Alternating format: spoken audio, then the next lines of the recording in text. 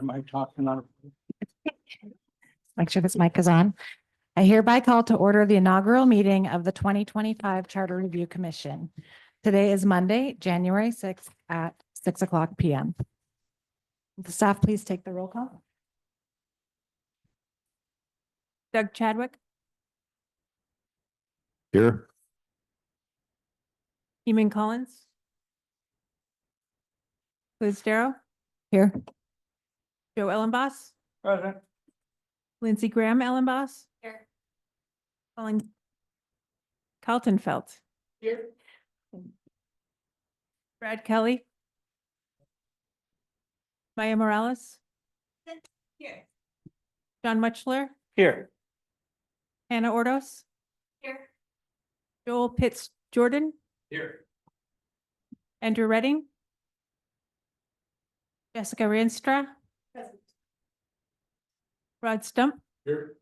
Jennifer Wright. We have 13 members in attendance, so we've got a quorum. I'd like to start by welcoming the chair of the Whatcom County Council, Barry Buchanan, who will share a few remarks with us.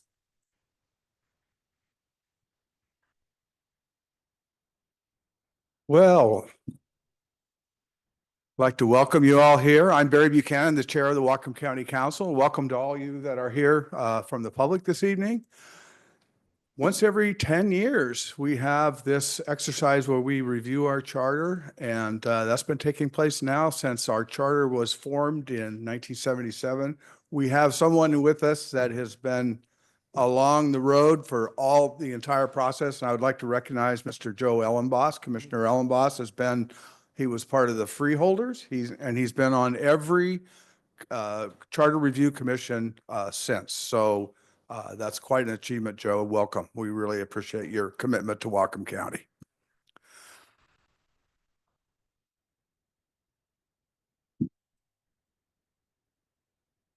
So your work starts tonight, and you have in the coming months, you're going to be setting the course for Whatcom County in the next decade. And I'm excited.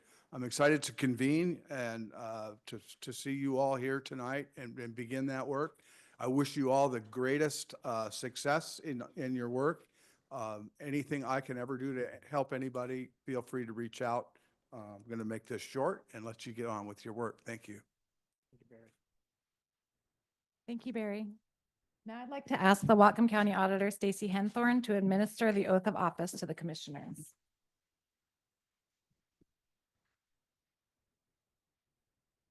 Okay, I'm Stacy Henthorn, Whatcom County Auditor.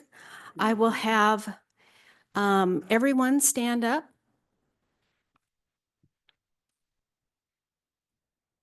And I'm here to administer your oath of office. So please raise your right hand and repeat after me. I, and state your name, do solemnly swear or affirm that I will support the Constitution of the United States, the Constitution and laws of the state of Washington, and the charter and ordinances of Whatcom County, and I will, to the best of my judgment, skill and ability, truly, faithfully, diligently, impartially, and honestly perform and discharge the duties of the office of Whatcom County Charter Review Commission, and then district, and then name your district. In and for the county of Whatcom, state of Washington, according to law, and to the best of my ability. All right, congratulations. All right. So each of you have the form in front of you. If you would go ahead and sign that.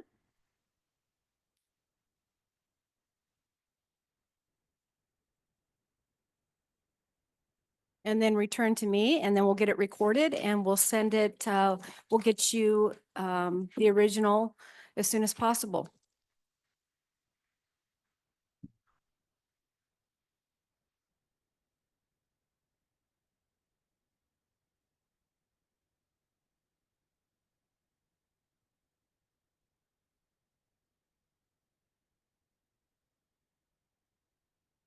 Okay. One brief housekeeping note, we do have members attending or community members attending on Zoom. So when you are speaking, even though it's awkward, we need to be speaking into the mic. Otherwise, the community members at home won't be able to hear us. So got a couple we can pass and we can kind of work these back as best we can. I'd like to go around the room and have each of the commissioners introduce yourselves, and then we'll have staff introduce themselves. So I'll start. My name is Liz Darrow. I live in District 1 with my family, and I'm honored to have been elected as the convener of this commission. You can't hear me? Sorry. Oh, see, I made the note and then I didn't do the thing. My name is Liz Darrow. I live in District 1 with my family, and I'm honored to have been elected as your convener for the 2025 Whatcom Charter Commission. And I will pass it to Jessica. Thank you. My name is Jessica Reenstra. There we go. I also am incredibly honored to have been elected to this position. I am from District 3. I live in Nooksack, Washington, and I'm really excited to be here and to be working with all of these individuals. I'll pass to Mr. Ellenboss. I'm Joe Ellenboss from District 4. I'm honored to do this once again. I really am surprised that the public sends me. Basically, I'm a much older version of the 20-some-year-old fellow that helped write the charter. And hopefully I can provide history to this as well as guidance. But I want you to know that the main thing that I'm going to be chiding the balance of our body about is every time we attempt to take the rules into our own hands, much like we don't like to see government do. I'll just give you an example. Our agenda for tonight, prepared by staff, not by us, is that we'll adopt our rules after we elect the officers. Well, I don't know by what rules we're going to elect those officers or what priorities we have. Just an example of the type of stickler that I intend to be. And you need to know, I despise rules, but we have to live by them when we're serving the public. Thank you. My name is John Mutchler. I had the pleasure of serving on this commission 10 years ago. I'm a former mayor of the city of Ferndale and currently a council member, and I am in District 5. Hey there, my name is Colton Kaltenfeld. I'm representing District 2. I'm honored to be given the privilege to represent you all and to hopefully create a county that is more transparent and responsive to the needs of its citizens. With that, I'm going to pass it on over to my colleague, Mr. Jordan. Everyone, Joel Pitts-Jordan, here from District 1, honored to be working here and looking forward to working with all of these fine individuals on the commission as well as the entirety of the public here. My name is Maya Morales. I've been elected to represent District 2 for our Whatcom County Council District. And this is my first time serving in elected office. So I'm excited to work with all the folks at this table, as well as community, to do a thorough, fair, transparent, and hopefully really constructive review of our county charter. Hi, I'm Jennifer Wright, elected to represent District 3, and I'm honored to be here with you all. It's my first elected position as well, and just looking forward to working on behalf of the people and really listening to what folks have to say in our community. Hi, I'm Rod Stump. I was elected to District 5. Honored, like everybody else, to represent our district. That's what I'm here for, and that's what I intend to do. Lived there my whole life, raised my family in District 5, and I feel like I can represent it pretty well. So just appreciate it. Honored to be here. Thanks. Good evening. My name is Doug Chadwick. I am honored to be representing District 3. I'm a lifelong resident living most of my 54 years in District 3 in various areas. And I'm looking forward to not just representing District 3, but all citizens in Whatcom County and making sure that we have a charter that works for everyone. Thank you. My name is Lindsay Ellenboss. My family and I live outside Ferndale in District 5. Excited to be here, as my peers have stated. Excited to support the county and just be a big part of reaching everyone's goals. Hannah Ordis, elected to represent District 4. Like everyone, it's an honor and it's a privilege to be here. Looking forward to hearing lots of public comments and serving to the best of my ability. Good evening. I'm Brad Kelly. I'm representing District 4. I grew up, raised my family, and have been self-employed for 30 years now. And it's just a real honor to be doing this, and it's very humbling. Thank you. I'm Eamon Collins. I'm along with Maya and Colton representing District 2. I live in Bellingham's Birchwood neighborhood with my wife Como and our 4-year-old and our 18-month-old and my parents who are taking care of the little ones right now while I'm here. I'm honored to get to be a part of this. I think local government is the government that's closest to the people and where it's most obvious whether it's working or not and whether it's representative or not. And I'm glad to get to be a part of this. Hi. I'm Andrew Redding. I'm representing District 1 from the extreme south part of Bellingham, South neighborhood it's called. And it's a special thrill for me to be with a group that's as diverse as this one here, and that is representing all of the points of view from across the entire county. And it is doing so around the central issue of the structure of government and about government accountability. I see this as something that is both nonpartisan and bipartisan, both ways you can look at it. And I find that very exciting to be able to get above those kinds of disputes that often occur otherwise. It's a tremendous opportunity to reach across. Thank you. I'll try this one. I'll give this one a try. Okay, thank you. The commission will now elect the officers who will serve for the duration of our time together as a commission. We will first select a chair and vice chair, and then we will discuss other officers. We will start with nominations for commission chair. I have 2 points that I talked about earlier. Do I need that mic for the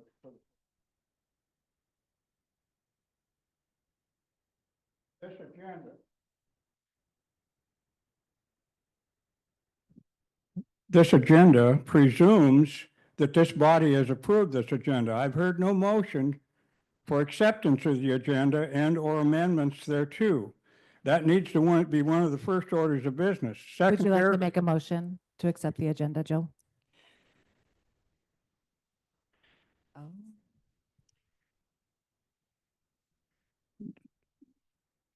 I'll continue with my conversation. You wish there to be a motion as it relates to it? Madam Chair, I move to amend the agenda as before us with comments as to why. Can we get a ruling from Kellen on that?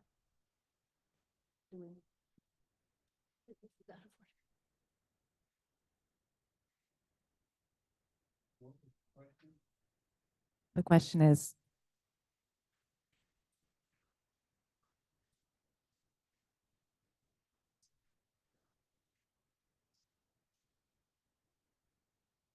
thank you. The comment from staff was that the convener is the acting chair until we elect a chair. This agenda came out last week and we had the opportunity to give input. And so I'm going to move forward with the agenda. Would anyone like to make a nomination for chair?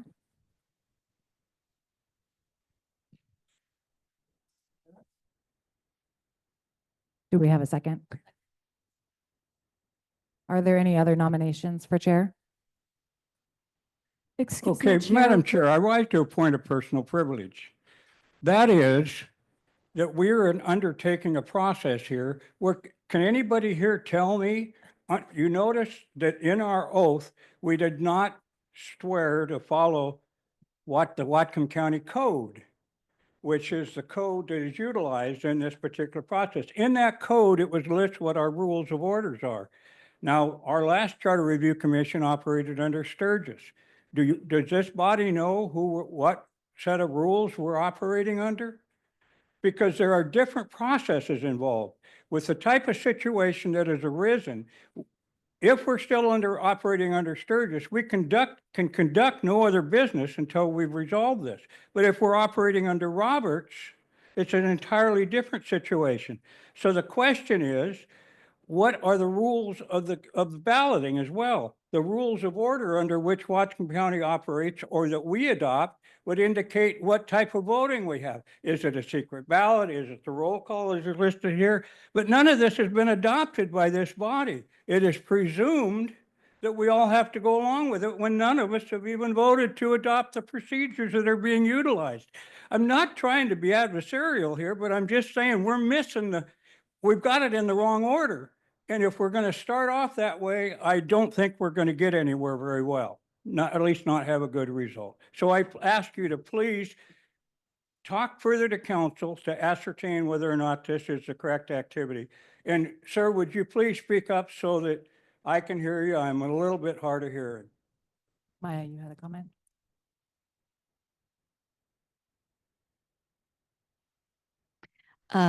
Thank you for all of those questions. I think that many of them are actually answered in our meeting agenda. So just to kind of hopefully address your point, I would love to move that we elect a chair via a simple majority at this time.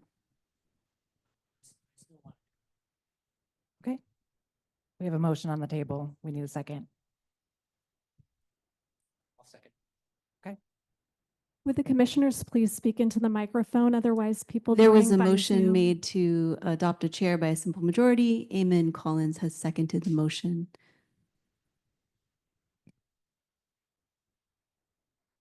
We need to vote on the motion that was just made and seconded. So what? We had a nomination on the table, which was interrupted. And Maya suggested this process, which I see no problem moving forward with. Could all those in favor of adopting a chair by simple majority, please say aye. Any opposed? Aye. Okay, that appears to be a vote of 2 to 13. So we'll move forward with the nominations. Go ahead, Brad. Madam Chair, if you're using roll call, you better call the roll. You want me to call the roll on the vote that we just made? Okay.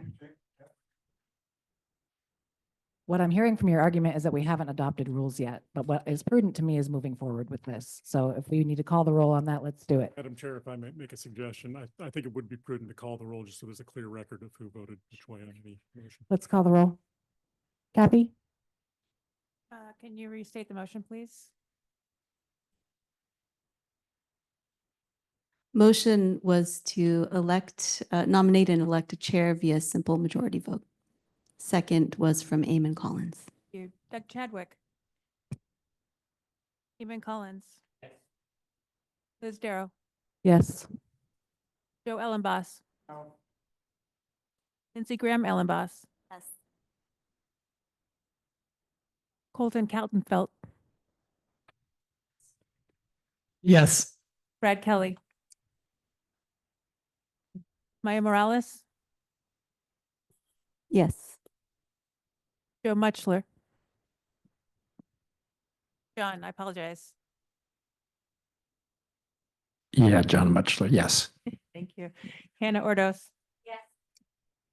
Joel Pitts Jordan. Aye. Andrew Redding. Yes. Jessica Rienstra. Yes. Rod Stump. No. Jennifer Wright. Yes. Okay. We have one nomination. Mr. Kelly, would you like to make a nomination? We have Liz Darrow nominated by Andrew Redding, seconded by Eamon Collins. Oh, Maya Morales, sorry.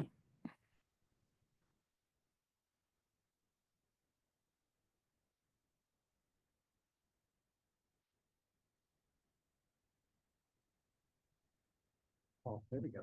That helps. Thank you. I would like to nominate Doug Chadwick for chair. We have Second.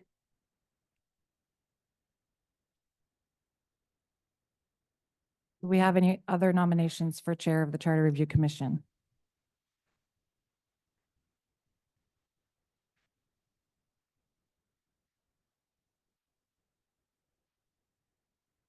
Okay. We'll now have a vote between Liz Darrow and Doug Chadwick for Chair. Kirsten, will you call the roll? Yeah, please go ahead and just say one name when I call your name. Doug Chadwick, Doug Chadwick. Evan Collins, Liz Darrow. Liz Darrow, Liz Darrow. Joe Ellenboss, I'm sorry, I'm trying to hear what this particular vote is. we are voting on two different nominees for chair, Liz Darrow and Doug Chadwick. Okay, thank you. Doug Chadwick. Lindsey Graham Ellenboss, Doug Chadwick. Colton Kaltenfeld, Liz Darrow. Brad Kelly, Doug Chadwick. Maya Morales, John Mutchler, Commissioner Chadwick. Hannah Ordos, Doug Chadwick. Joel Pitts Jordan, Liz Darrow. Andrew Redding, Liz Darrow. Jessica Rienstra, Liz Darrow. Rod Stump, Jennifer Wright. Liz Darrow. Kirsten, will you read that final vote, please? There are 8 votes for Liz Darrow and 7 votes for Doug Chadwick. Thank you. We'll now elect a vice chair. Would anyone like to make a nomination? Jennifer Wright. I second that nomination. Are there any other nominations?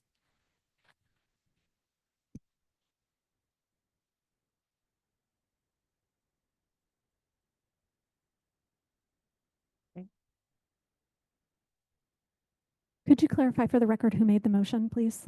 The motion was Andrew, seconded by me, Liz Darrow.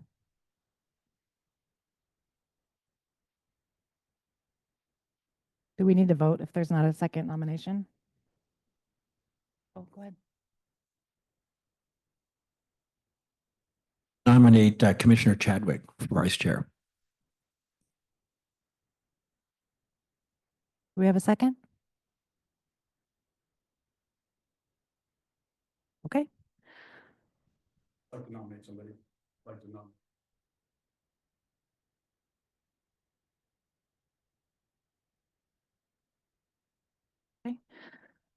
So we'll now go to a vote. The nominations are for Jennifer Wright or Doug Chadwick for Vice Chair.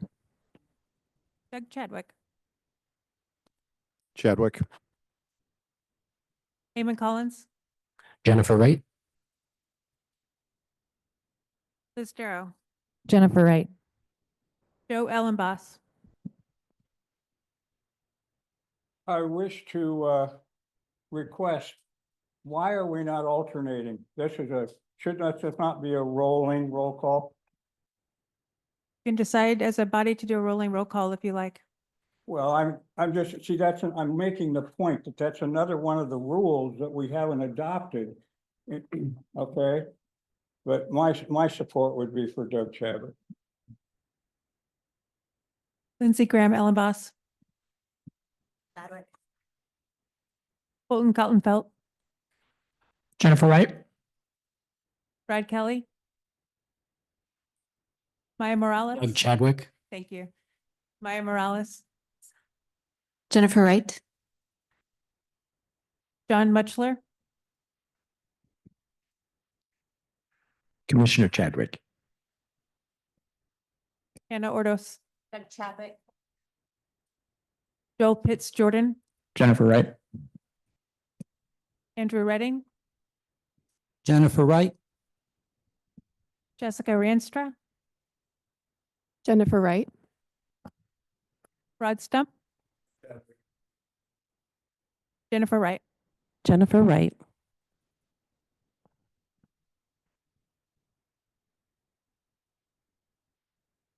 Kirsten, can you read the results of that vote, please?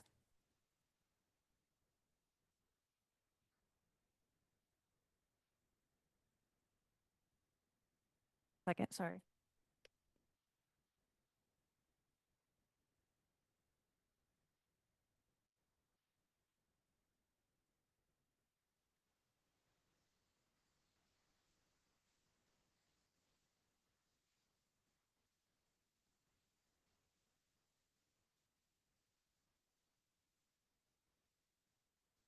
Madam Chair, the vote is 6-9. Jennifer Wright was elected as vice chair. Thank you.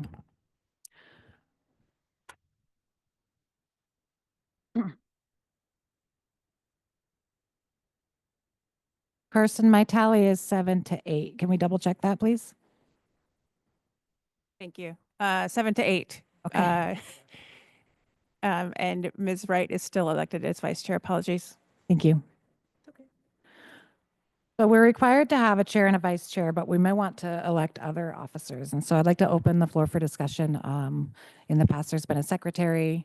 We can choose to elect a parliamentarian. It's really up to the commission. So does anyone have an officer that they would like to suggest? Madam Chair, I would move that we postpone till the next meeting, the election of any further officers, give us a chance to.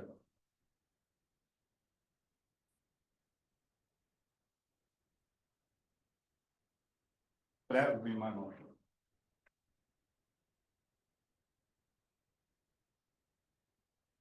The motion is to wait until the next meeting and discuss now, but vote at the next meeting. I want to be clear on that motion.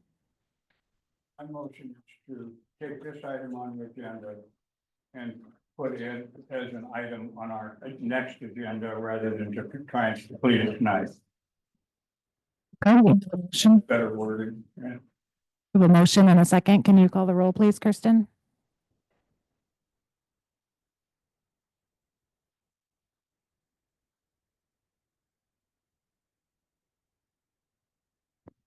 Yes.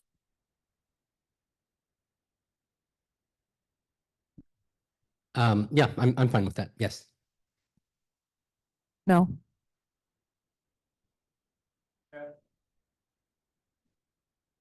Yes.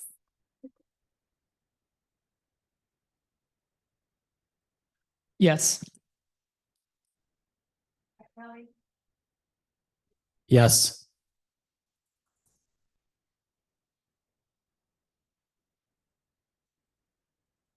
I'll go ahead and vote yes to delay to next time. I think I would have preferred some discussion on the motion to kind of understand what the advantages you think of doing that are, but I think for now I'll go ahead and say yes.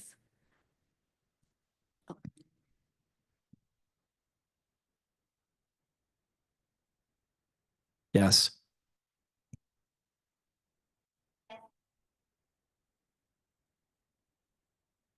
Yes.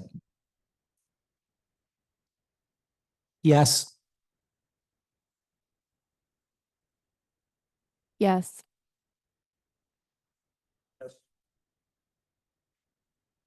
Yes.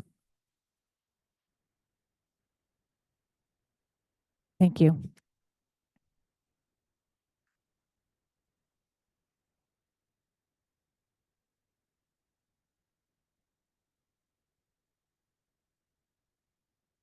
Okay. So we need to decide on the rules of public comment. We need to decide where in the agenda that would happen, whether that's the beginning of each meeting, in the middle, or near the end. So to discuss our procedures for open session means that we have to allow and encourage, I hope, public comment to address the charter on topics related to the charter. So that will be a limitation. But the commission decides how it wants to entertain public comment. Like I said, where in the agenda and any other decisions related to public comment. So I would like to start with where in the agenda commissioners feel that we should hear public comment. Make a motion to have it at the beginning simply because I think that the only way it's going to inform us is if it happens before our discussions. I don't like it to be just performative. I think it's really important that when we invite public comment that it's for real. And so I would suggest it be at the beginning, but we should also have some kind of a time limitation to make sure that we can get to our business as well. And maybe that means, a total time in which it has to happen, and then how much we give to each individual in order to get as many possible inputs as possible. But I do think it needs to be at the beginning. So my motion is to have it at the beginning. I'll second that motion. Any other discussion? Oh, go ahead, John. It would be my suggestion, and I'm going to make a motion to amend the main motion, that at the beginning of the meeting would be general comments on whatever the public wishes to talk about. They may have charter ideas, et cetera, but comments related to items of business, we may be voting on a certain amendment, item 3 or 4 on the agenda. Those comments should be affixed to that topic. So general comments that are about subject matter that's not on the agenda would be at the top of the hour. But items that are germane to a particular vote that we're going to have, those discussions should be brought from the public at that time. Makes more sense that way. It's a lot cleaner. So I'm going to move to amend the main motion that there would, well, more properly, I should make the motion and you can second it, okay? The motion would be to amend the main motion so that general public comment is at the beginning. However, comments related to a specific item in our agenda, a vote, would be held at that time at the discretion of the chair.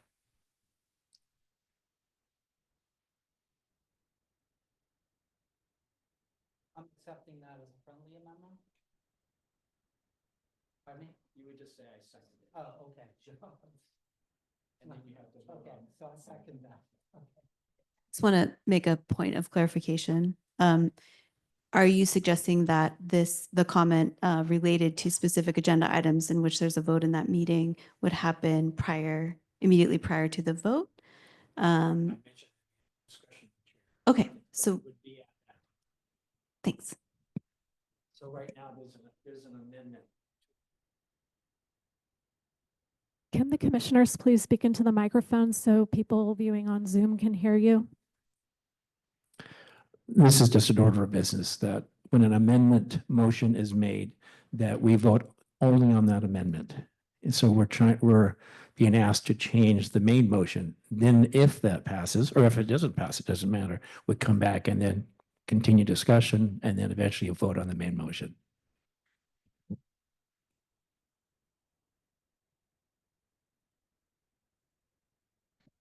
As a matter of clarification, if I were sitting in your seat as a chair and you have a maker of a motion and a second to that motion, and that maker of the motion hears the comments of a proposed amendment and states that he wishes to consider that a friendly amendment and thereby incorporate it in his, you as a chair have the option to ask the seconder whether or not he concurs with that, and then the motion before the body is essentially the combination of Andrew's and John's amendment. Well, we haven't adopted rules of procedure yet. I actually agree, Joe, that that's how it's typically done. Is there any other discussion on this motion that has been adopted as a friendly motion? So to be very clear, when we take this vote, we'll be voting on public general comment at the beginning of each meeting.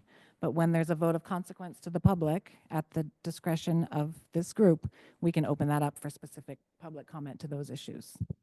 Did I get that right, John?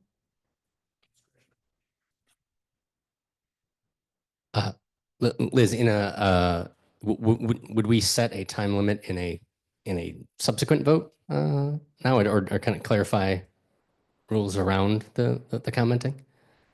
Right. There was no time limit mentioned in the motion.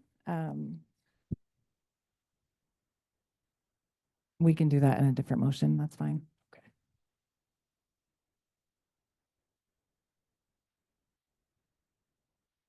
Go ahead.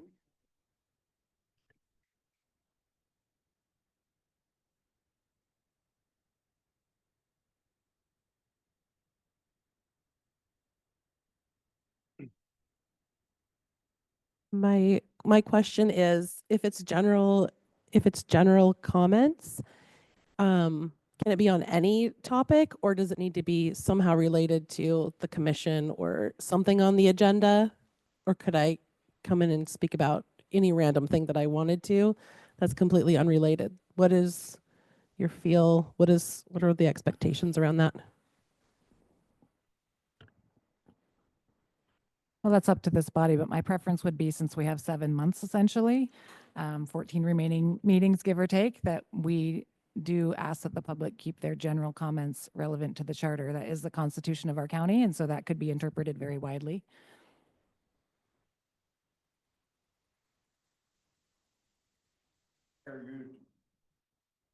Chair used the term that public input must be germane.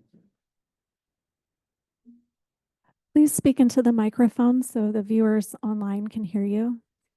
If during public input, the instruction was to the body present that their comments needed to be germane to the topics that this body is dealing with, then that should be the instruction. And I'm presuming, even though we haven't stated that, I'm presuming that that's what the intent for public input would be.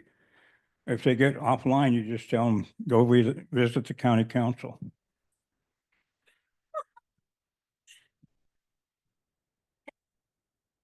Do we want to include that in our expectations or state it at every meeting? I propose we include it as one of our expectations. So I guess I'm proposing that we, as we adopt this, when we're talking about general comments, saying like germane to the charter or the business before us.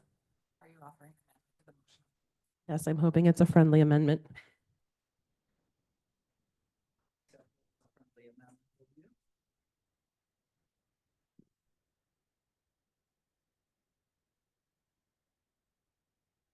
I will confess, I think Mr. Ellenboss has a point. I'm used to Robert's rules. Once a motion is made, it no longer belongs to the motion giver. It belongs to the body. The body can change it with an amendment. You can't under Roberts. I don't know Sturgis rules. So I think I'm suddenly coming around to Commissioner Ellenboss's concerns about rules, because I'm operating under rules I'm familiar with, which is Roberts. So I'm a little lost at this point. What are you going to do, Chair? Chairperson. Thanks, John. I recommend we vote on the motion that has been made, seconded, and amended and accepted.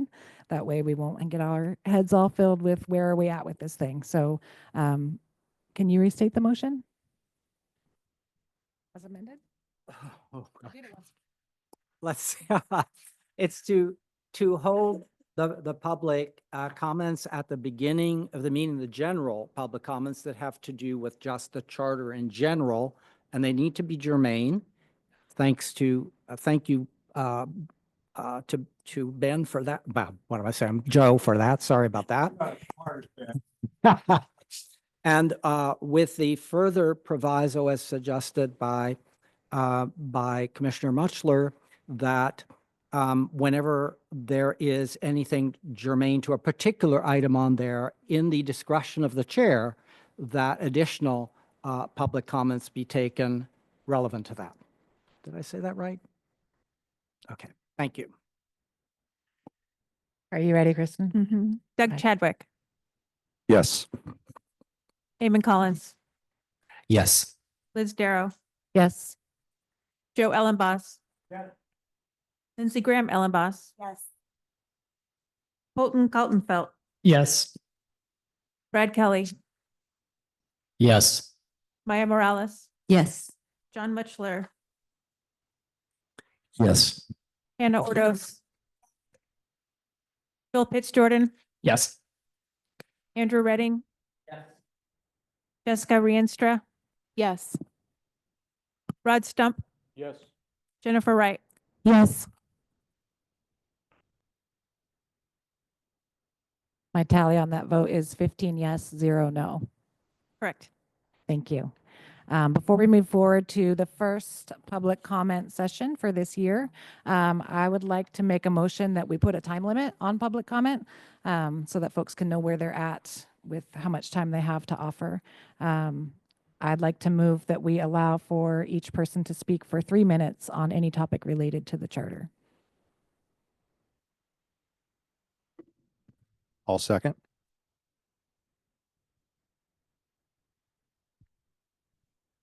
I just have a clarifying question. For persons to have 3 minutes to speak on any topic related to the charter, that is per person for all topics, not per person per topic. Is that correct? Any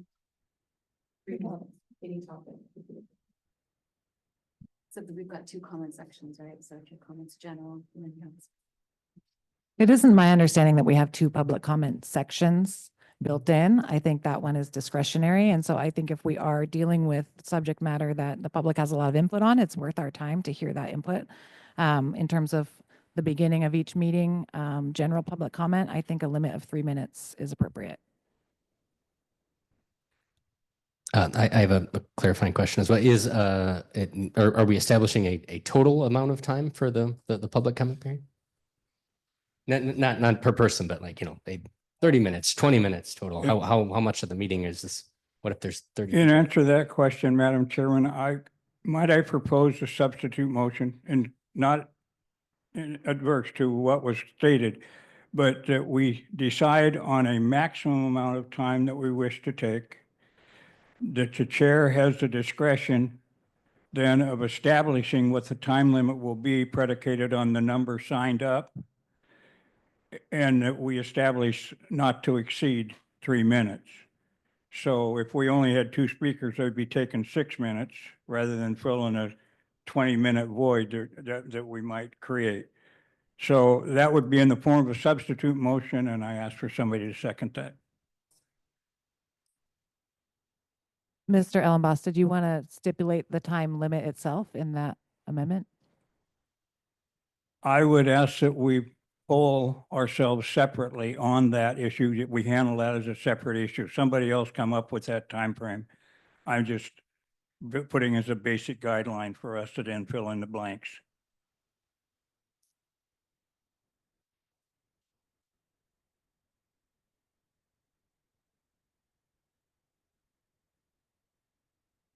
Doug Chadwick, Yes.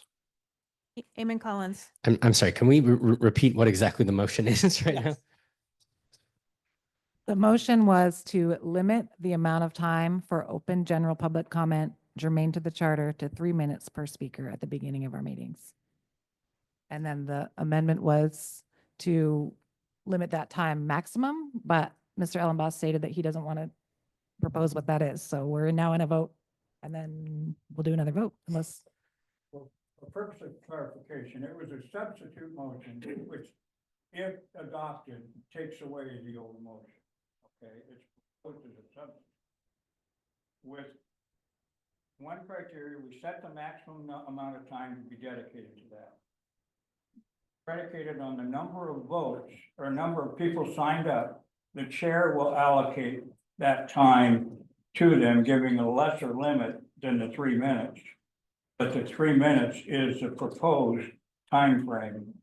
We just don't want to have 30 people show up and have 3 minutes each. So we want to use our time wisely. There's some debate in that restatement, but that's the intent. I think that makes sense to me. I just want to clarify that that also means that we require people to sign up. And so I think we do need to discuss whether that's something that happens at the meeting, for how long, or if it's in advance, that kind of thing.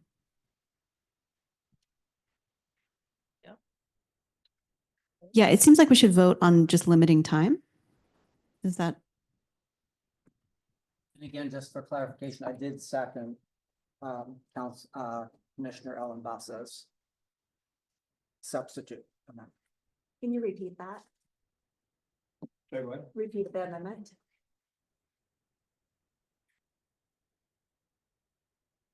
Okay. I would move that we establish a 30-minute limit, subject to clarification by this body, separate vote maybe to change that time frame. But we have set a 30-minute limit and predicated on the number of signees for public testimony, the chair will designate the limit of their time, each person's time, subject to a maximum of 3 minutes. Does that cover all aspects of it for folk? I see Lindsay shaking her head no, so maybe there's some clarification I needed. I think that we should really consider, as Liz said earlier, we have 14 meetings to hear from the public, and I don't want to limit that in any way.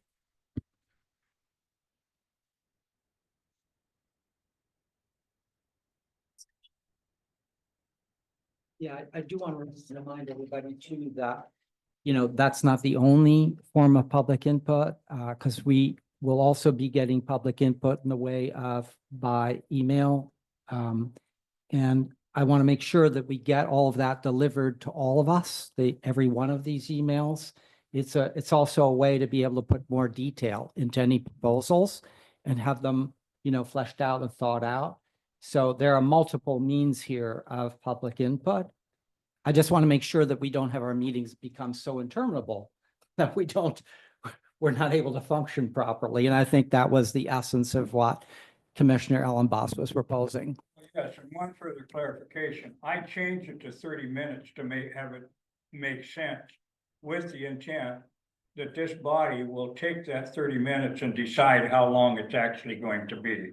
I just stated it that way so that we had some basis of understanding. I fully expect that there will be some that want to hear 60 minutes worth of input and some who will say 10 is enough. That's the body's decision. But For the public joining online, would you please use the microphone? They're unable to hear you unless you speak into a microphone. They can't hear you online without the mic.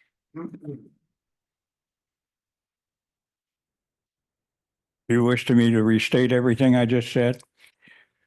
The first part of the motion where I stated 30 minutes is not cast in stone. I think that's left open to this body, maybe our next order of business. But to get the basic premise of how we're going to handle it, depending on that we establish, use 30 or whatever, and the chair, based on or predicated on whatever number of people sign up, will allocate that time frame by establishing what the maximum input from individuals would be, with a maximum of 3 minutes of presentation.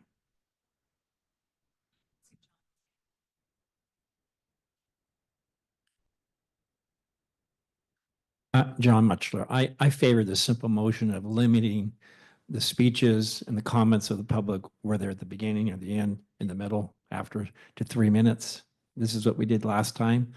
A couple of times we had a couple long meetings, but I think we all valued hearing from the public. So I'm in favor of the simple motion, 3 minutes per speech. If that's, I'm not sure what we're voting on because we're kind of mixing up rules here, but I want to be clear what we're voting on too.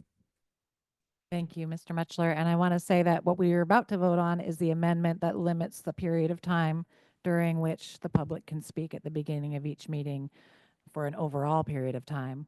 And I have to agree with Lindsay and John that the most important part of what we're doing here is being open to public input. It's every 10 years. Many people take time out of their life to come in, and it takes a lot of energy to do that, and I think we should respect that. And so on this amendment, on what we're about to vote on, I'm choosing to vote no, because even if we have to be here all night, it's 14 meetings. And for many people, the email platform is just not going to work for them. So I think 3 minutes is fair. I don't feel comfortable divvying up that time and being the one to make the decision that we're not going to reopen public comment or hear from someone who didn't get signed up in time. All of that is, it happens all the time in these meetings. And so I just want to make sure that we give people their fair shot. 3 minutes is not too much to ask, I don't think, for people who come in here. Any other discussion on that before we move to a vote? Go ahead. So just for clarification, Commissioner Darrow.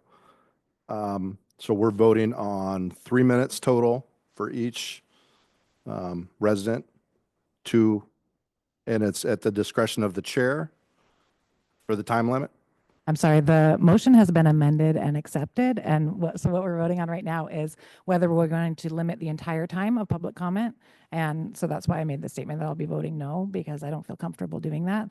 After we vote and that's decided, then we can move to the next piece. But the motion right now is up to 3 minutes for a total of X number of minutes per meeting decided by the chair. That's what we're voting on.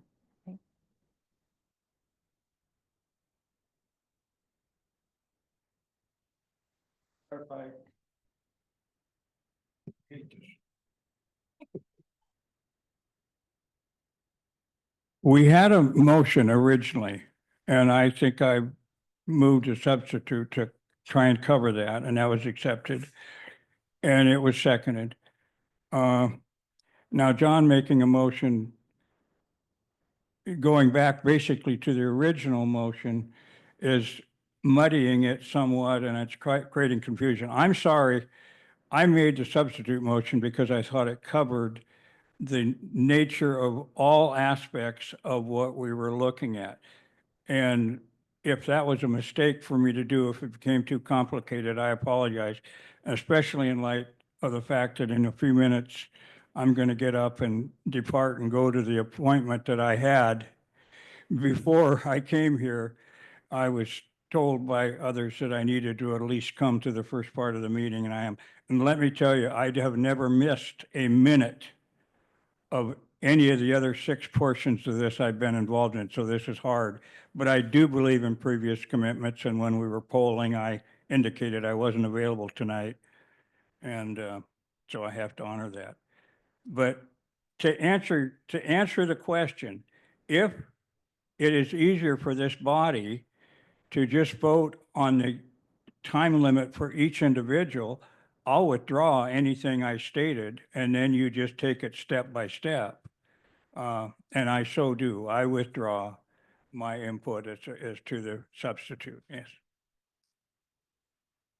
Thank you, Mr. Ellenboss. Did I see your hand, Mr. Mitchell? Well, once again, I'm not sure if that someone can withdraw a motion that's already on the table, but we're not quite at Robert's rules yet. So also, I did not make a motion.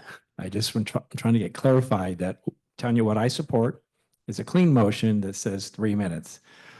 If there's more added to it, I would vote against that and then come back to the first motion. I believe that's the proper order. So honestly, I'm not sure what we're voting on at this point. So I'm looking to the chair.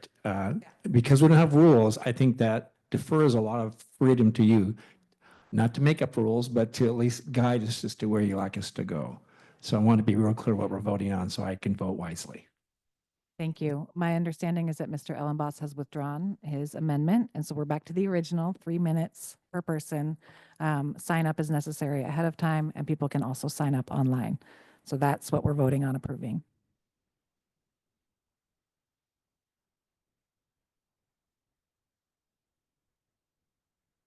Okay, 3 minutes only. We'll do this one piece at a time. Good grief. Okay, 3 minutes per person per open public comment session. That's the vote. Kirsten, are you ready? Doug Chadwick, Still yes. Eamon Collins, Yes. Liz Darrow, Yes. Joe Ellenboss, Yes. Lindsey Graham Ellenboss, Yes. Colton Cottonfelt, Yes. Brad Kelly, Yes. Maya Morales, Yes. John Mutchler, Yes. Hannah Ordos, Yes. Joel Pitts Jordan, Yes. Andrew Redding, Yes. Jessica Rienstra, Yes. Rod Stump, Yes. Jennifer Wright. Yes. Another 15-0 tally on that. Thank you, Kirsten. Okay, so to button up the public comment part, I'd like for this body to decide whether we're going to require people to sign up ahead of time. In person, that looks like a sign-in sheet when folks come in. Online, that's a registration ahead of time. And just to be clear, one reason that councils have chosen to do that is because there's more opportunity online to mess with meetings than there is in person in many ways. And so if you're registered ahead of time, that provides a little bit more security for the folks who are in attendance. Any discussion on that issue? I would just like to suggest, I think I would rather we adopt rules before taking future votes. I'm finding it a little confusing to keep track of everything. I wonder if that would just be clear. We can still do it at this meeting, but and if there's a public comment period now, that's fine. But yeah, I think that structure might be helpful.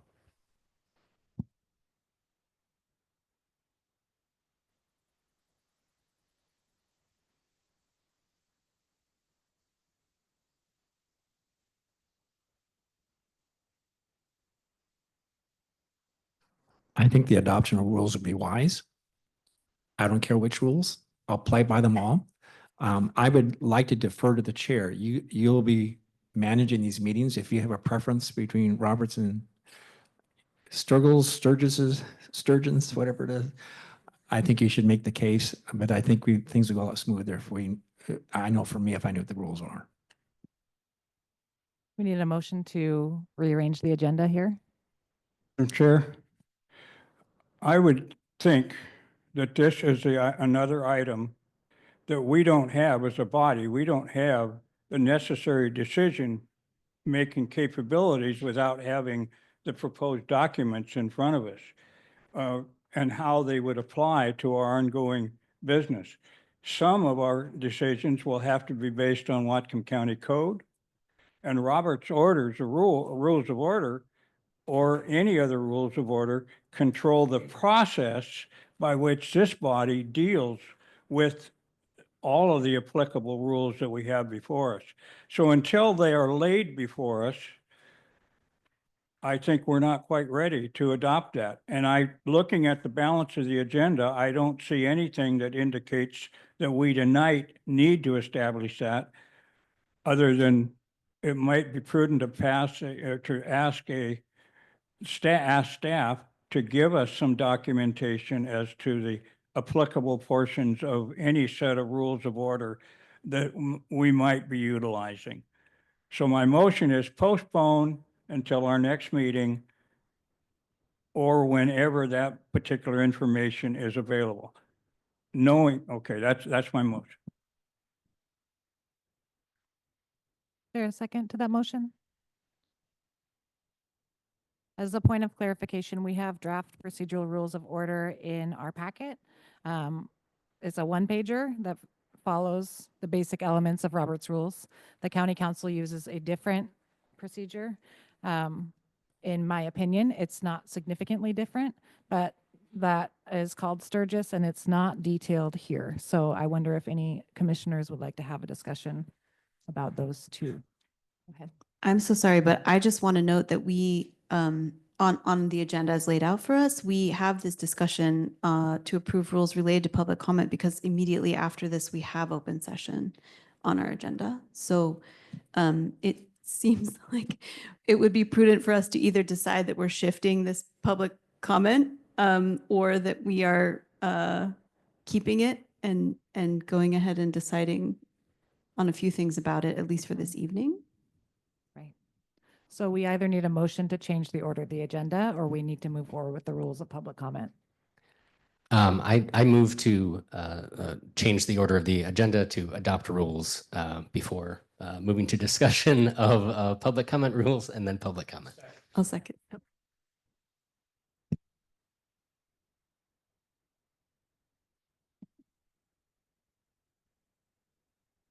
Okay.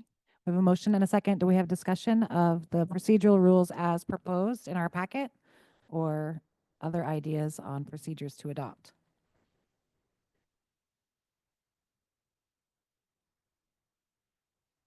Okay, but I am open to discussion on this issue if there is any, because it's kind of important.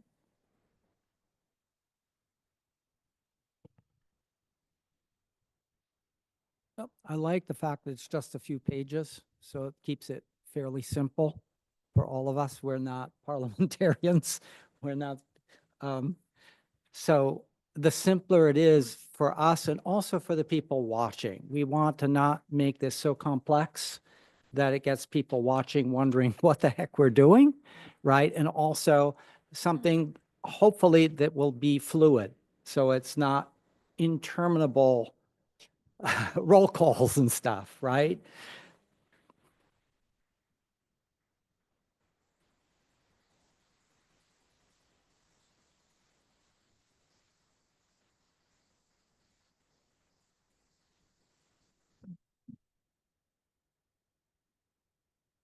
Had some discussion. So now we're waiting to vote whether we're gonna move around, rearrange the agenda. Yes, thank you. Is there any other discussion on that versus going right to public comment?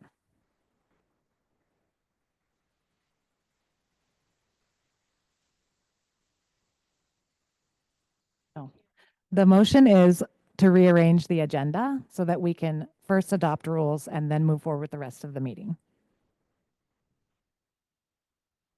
And that was seconded by John Mutchler, and Mr. Ellenboss suggested that we could do that by a simple majority rather than a roll call.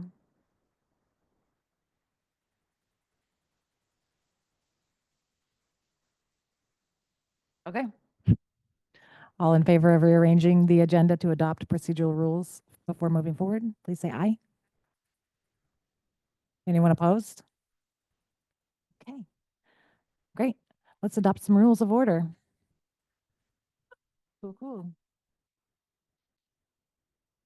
Has everyone had a chance to review this page in the packet? Right, front and back.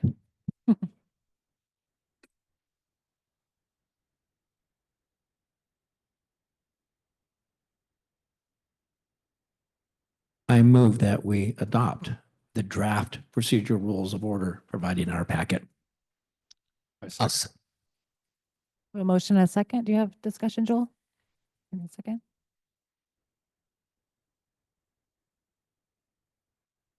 Yes, this is a basic elements of Robert's Rules summary. One point in here, if I may, is number 10 under the general rules. I'm not sure if we can piecemeal these out, but I find it quite helpful when people explain their vote while voting. So I don't know why we would say that people can't do that. I think it's really important for the public to know that we're thinking these things through thoroughly and making decisions based on reasons, not just yes or no. So It's not allowed in any federal. that's too bad. Down the comment times for it. The discussion, sure. That's fair, sure. I'll withdraw my motion.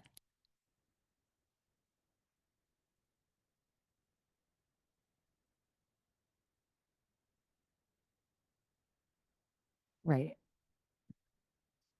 We need a motion. So shall I make a motion that we adopt Robert's rules with this draft procedural rules of order being a summary of Robert's rules? I believe that is what we are endeavoring to do it at this time.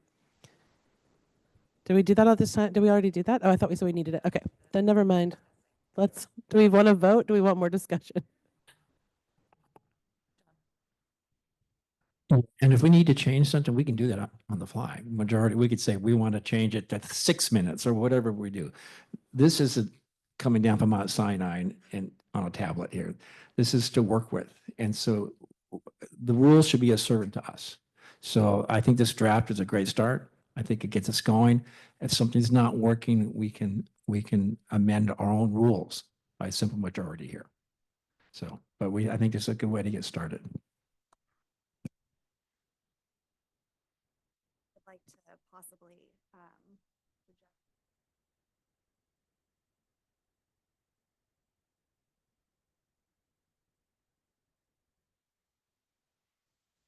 Excuse me, could you please speak into the microphone?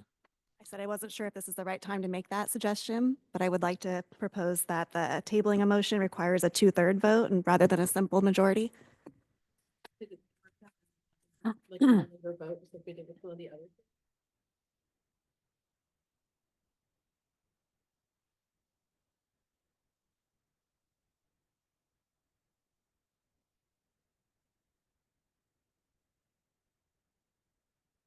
I think really the issue with tabling for our time frame is that that item is essentially dead. And so for our process and the limited number of meetings that we have, I would be in support of removing that piece. I believe Ms. Ellenboss's suggestion was to need a 2/3 majority. So rather than having a simple majority to table a thing, we would need 10 of 15 because it's not going to come back. Okay. We have a motion and a second to adopt this as it is. Any other discussion? Do I need to make that as a motion? Like, We're voting on them personally. okay, and then we'll do that separately. Got it. Okay. Doug Chadwick, Yes. Eamon Collins, Yes. Liz Darrow, Yes. Joe Ellenboss, Abstain. Lindsey Graham Ellenboss, Yes. Colton Kaltenfeld, Yes. Brad Kelly, Yes. Maya Morales. Yes. John Mutchler, Yes. Hannah Ordos, Yes.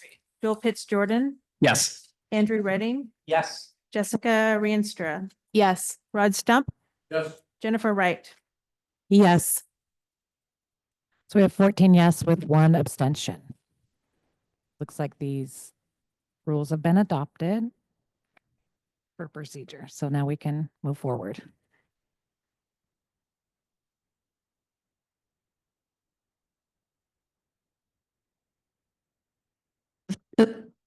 I'd love to motion now that we return to our agenda and sort out the public comment details so that we could hold public comment. I'll second that. Madam Chair, did you want to go back to the issue of the tabling before? Motion on the floor. And it's seconded, so I think we're We moving can go on. to discussion of this motion. She made a motion to go back to public comment.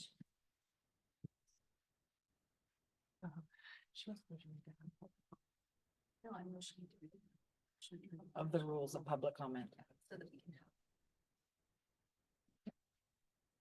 I heard that. Yes. We're discussing. Yeah.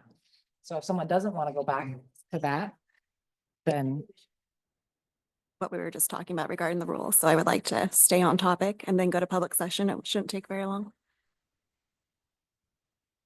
Can't hear you back here. If you can talk into the mic. Thank you. Yeah, if you're gonna have a public meeting, speak so we can hear you. Otherwise, meet in the council conference room. Discipline, kids, discipline. thank you. Okay, so we have a motion and a second, and we have a commissioner who would like to go back and discuss the procedural rules. So we need to vote on this motion that you've made. Go ahead, John. Just a point of order. What is the exact motion on the table at the moment? Can somebody state it clearly? I just made a motion that we return to our discussion to clarify public comment and the rules around public comment, and then move on to holding the public comment as part of this session, which is the next thing on our agenda. We sort of skipped ahead. We enacted some rules. And I think I'd love to push us to go ahead and move on and hold our public comment session. So it would be great to enumerate whatever other rules we think we need to have for this session. And then that was seconded by Liz Darrow. And then we had a point of discussion that Mrs. Ellenboss would like to go back and discuss some more of these. I think having passed them, I'm not sure where we want to put that in our discussion. We need to vote on the motion. Yeah. But it's okay for John to make a comment. Go ahead. I'm going to speak against the motion because we've had a vote on public comment as an issue. I'm not sure what we're going back to here and whether that's wise. Maybe I don't understand the motion. Because we've already taken a vote on how we want to do public comment. We can change it later, but it's like we're going backwards in the agenda. So help me understand that. We skipped ahead in the agenda to pass the rules of order so that we would have more clarity as a group of how we're going to proceed. But we did skip ahead a couple of pages. And so the motion is to go back to where we were, item number 11. 9. Do we all have different numbers? Wild. I think I'm using an earlier draft. Okay, yeah. Going back to number 9. If there is any more discussion and approval of rules related to public comment prior to holding that open session, that's the amendment, is to go back to number 9 on the motion is to go back to number 9. So we do need a vote on that motion. I think this is an explanation. I'm going to vote no on that just because I feel like we've not given full respect to Lindsay Ellenboss. We were discussing something there and she wanted to amend something. We told her we'll get to that after what we are doing. And so just out of respect, I want to make sure that we complete that. Just my feeling. So I'll vote no on this one.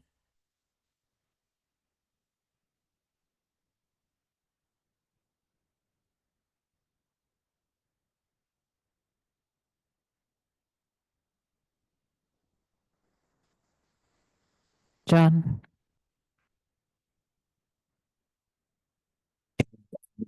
Because we've already taken a vote on that item. We can revisit it in the future, but I think it's wise to move forward.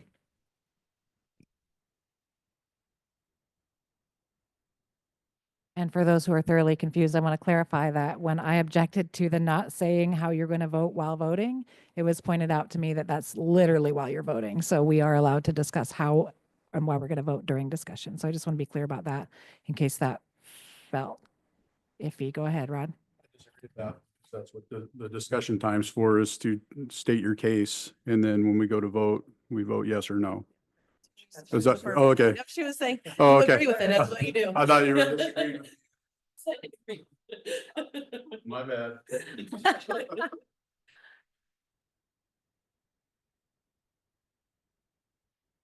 It sounds like there's a hopefulness that I might withdraw my motion. So I'm happy to withdraw the motion if folks still want to discuss the adoption of rules and any possible amendments to rules.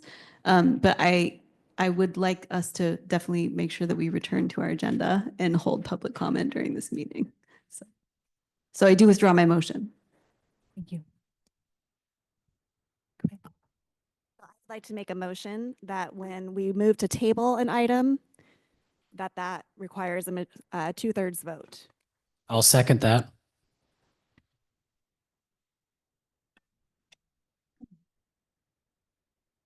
Have some discussion on that?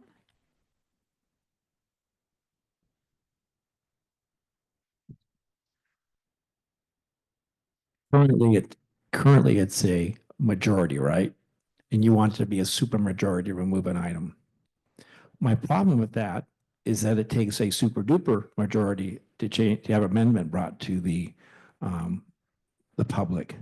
So it seems like it should be a high bar to keep it on the agenda, not, and just a simple majority should be fine. If you can't get a simple majority, you're not going to get 10 votes to move something forward. It doesn't seem very efficient or practical for this particular body. It takes 10 votes to change, to bring an amendment to the public. Why would we just have, what is it, 6, 7 to table it or not table it? So it doesn't seem practical to me.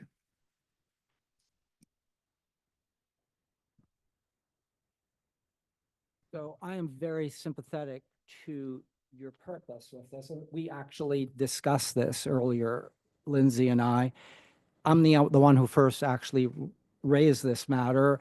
I said that I didn't want to see us killing matters. And I mentioned that tabling is a very misleading term. It's actually, you're not putting it on the table, you're putting it in the wastebasket.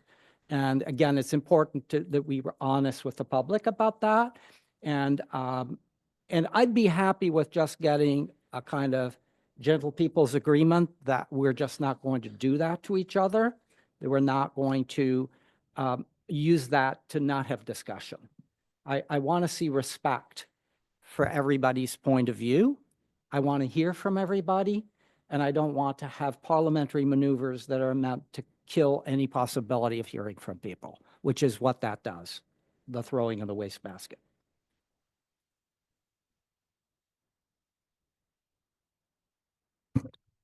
Yeah, again, I agree with Commissioner Ellenboss as far as it should be a high bar to table something indefinitely. And I don't think that's the intent of everybody. I think everybody here wants to work in the best interest of the public collaboratively, but I think there has to be some kind of mechanism and rule that everybody understands going forward. So for that reason, I support Lindsay's proposal that is a 2/3 majority or 2/3 vote. Can you hear, Ray? Very good, Doug. Thank you. I just want to say, I think a simple majority is fine. I also would disagree, with Commissioner Redding that, tabling a motion is a permanent death sentence. I think, as it says here, it stalls it temporarily. I think if the body, had more discussion at another time, something could be brought back at a future meeting. I don't agree that tabling would kill something indefinitely. And so I actually think that I would prefer a simple majority to a supermajority. And I would agree that it does take a supermajority to pass an amendment already. And so I think a simple majority is fine in this case. I would second that. It says here in our packet, to table a motion is to put a motion aside temporarily. And so if we have a simple majority with that, we can come back to something later. So it's not a catastrophic move. And it allows us potentially to decide that it's time to move forward, and come back to the item, maybe like at the next meeting or later on. So I favor keeping it as is.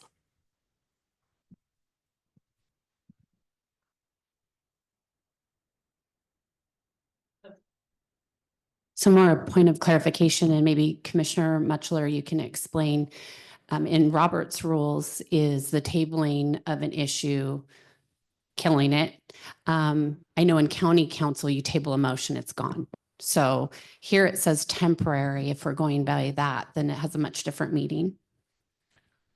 I don't know. We don't use that language on our council. We use language such as postpone to a time indefinite or a definite time, because the word table is confusing, so we just don't use it. So.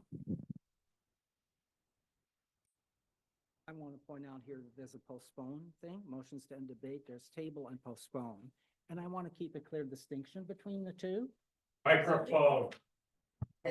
Yes, I want to point out here that there are two different things here, table and postpone, and I want to keep a clear distinction between the two. And that if you mean to postpone, use the postpone one. Don't use the table one, because it does say here, this action may be permanent, essentially killing the item, okay? So I think we should have clarity when we're doing this, and either say that we're wanting to kill it or say we're just wanting to postpone it, but just have that clarity and that respect again.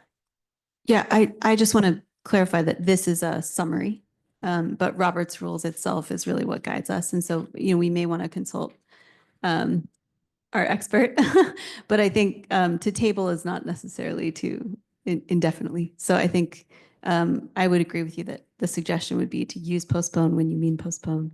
But I don't think that we need to have a 2/3 majority to table. The language is unclear as I'm looking at this a little more, because it says postpone an item, delays a vote and discussion, table a motion, put a motion aside temporarily. So perhaps we could get more clarification on this and vote on it next time, because I need more information. It might take us a little bit more detail. Should I make, I don't know what would I, yeah, I don't know, like I don't know how other people feel about that, but we could make a motion to do that. Right, okay. Is there any further discussion?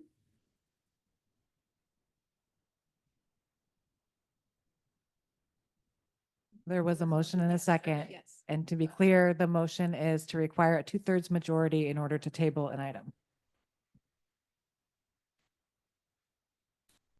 I apologize. I know someone seconded it, but we didn't get who it was. Does anybody recall? Commissioner, Was it you? Great. Thank you very much.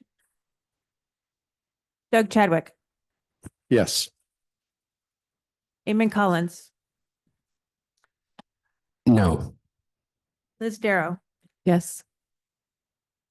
Joe Ellenboss is absent, Lindsey Graham Ellenboss, Yes.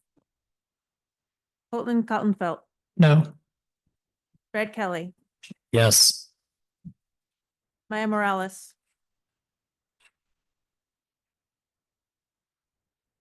I think I'm voting no against the 2/3. Is that correct? Just want to make sure. John Mutchler, No. Hannah Ordos, Joel Pitts Jordan, No. Andrew Redding. I actually did second this. I was getting an explanation. So what do I do? This was not a second. I was giving, pardon? Oh, there is a second then. Okay, just that we got it clear what that was. Oh. I'm going to vote no on this, but I'm doing so with the intent of coming back to this and supporting in other ways. Jessica Rienstra, Yes. Rod Stump, Yes. Jennifer Wright. No. We have 8 yeses and 7 nos. We have one absent. Oh, 7 and 7, so that does not pass. 8 and 6. Can we get a retally, please? Sorry.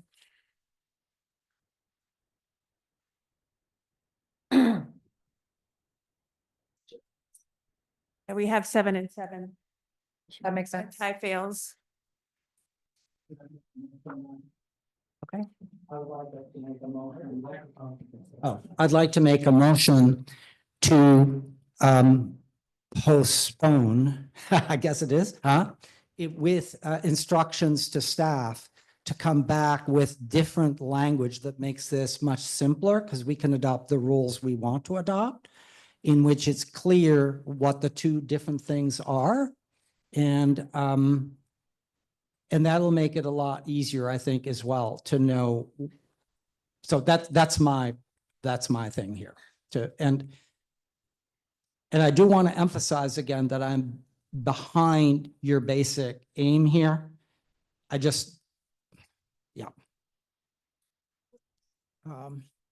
The motion is to get some language that makes this easier to understand and clear so that it is not tabling as can be postponing or not postponing, and postponing could, you see, it's too confused the way it is here. And I'd like to get that to be clarified so that one motion is essentially a motion to kill and the other is a motion to postpone. And to do it in a way that it's very simple to understand. And then with that, I may be well open to, you know, on the kill motion doing that, right? So, but I want to get better clarity in terms of what it is that the rules are on this. I think this is just unclear, the way it's written. So that would be my motion.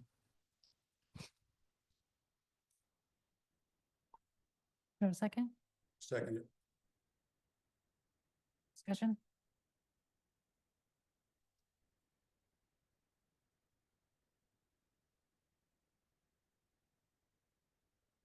We're basically, I'll discuss it. We're basically going back to what Joe advised us to do at the beginning, is establish our rules. Can you use the microphone, please? We are basically going back to what Joe advised us to do at the beginning of the session, and you establish our rules and how we're going to conduct our voting and business here. I think it's a good idea. So point of clarification, Commissioner Redding, is your motion that you want staff to clarify this language to send to us prior to our next meeting? Okay, we have a second. I'll call the question. I don't mean interpret it. I mean rewrite it in order that it's clear. Right. Yeah. Okay. Doug Chadwick, Yes. Eamon Collins, Yes. Liz Darrow. Yes. Joe Ellenboss is absent. Lindsey Graham Ellenboss. Yes. Colton Coltonfeld. Yes. Brad Kelly. Yes. Maya Morales. No. John Mutchler. No. Hannah Ordos. Yes. Joel Pitts Jordan. Andrew Redding. Yes. Jessica Rienstra. Yes. Rod Stump. Yes. Jennifer Wright. Yes. Got a tally of 12 yeses and 2 nos. So that passes to request that staff clarify that language prior to our next meeting. So we're going to go back now to where we were in our agenda before. We'll now open the public comment session for this evening. Members of the public may speak for up to 3 minutes on any topic related to the charter.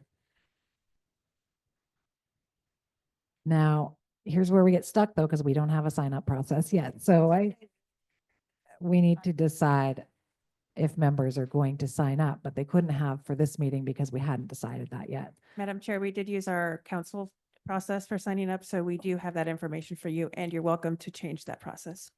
Okay, beautiful. And after all that, we have no signups. However, in chambers, you are always welcome to ask if there are people who would like to speak who haven't signed up. Is there anyone in the chamber who would like to speak who hasn't signed up?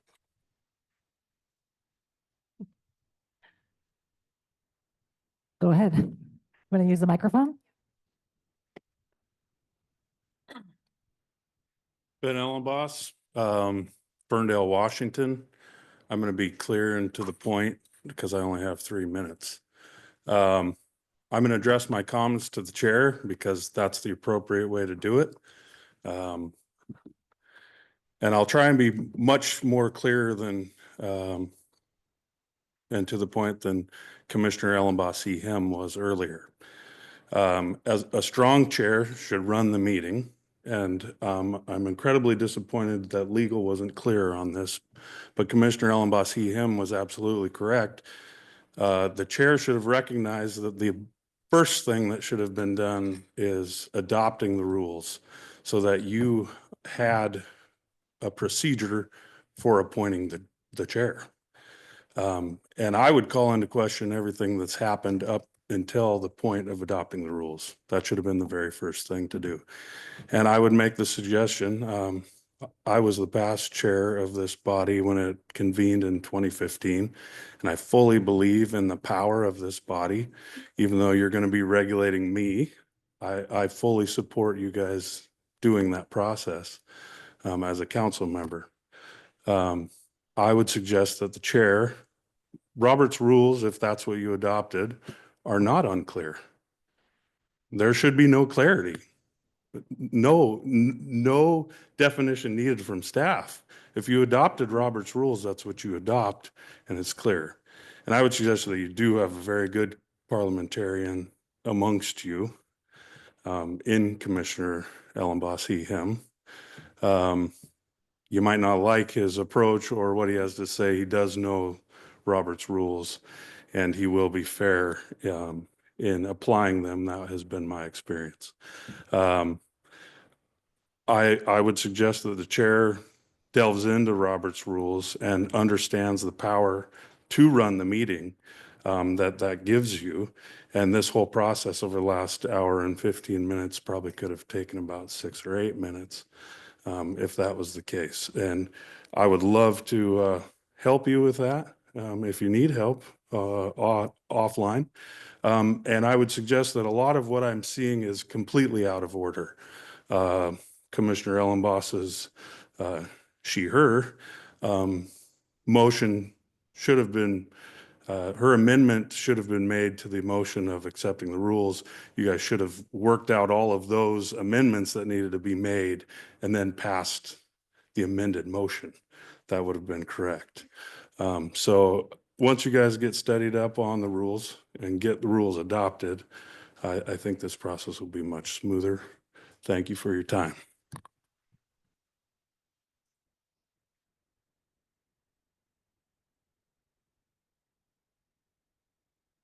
Peggy Upiano, Ferndale, Washington, and I am going to somewhat echo what Councilman Ellenboss just said.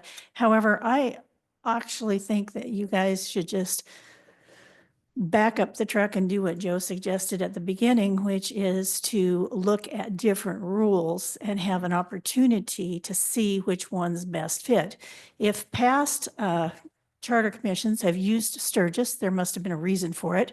I'm not familiar with it, but my friend back there was just showing me how Sturgis is clearer on certain things such as tabling motions. And since there is a lot of confusion going on about that, I think it would be best if you went home and had an opportunity, since the materials were not provided apparently for Sturgis. to request that you get those materials and study both, come back and have the discussion and decide which rules work best for your process. John may be familiar with them, but you said you weren't. So yeah. So all I'm saying is it's been very confusing as an audience member to watch this and to try to figure out where it is you are in the process of deciding things. Usually you adopt an agenda first. The agenda was kind of out of order since the adopting the rules was way down in the agenda. I'm not sure why that was. But I would like to echo what Ben just said, that, it would be better to go home and have a look at it before obviously coming back next time. And I think you should have the opportunity to look at other systems that may work better for this particular process. Thank you.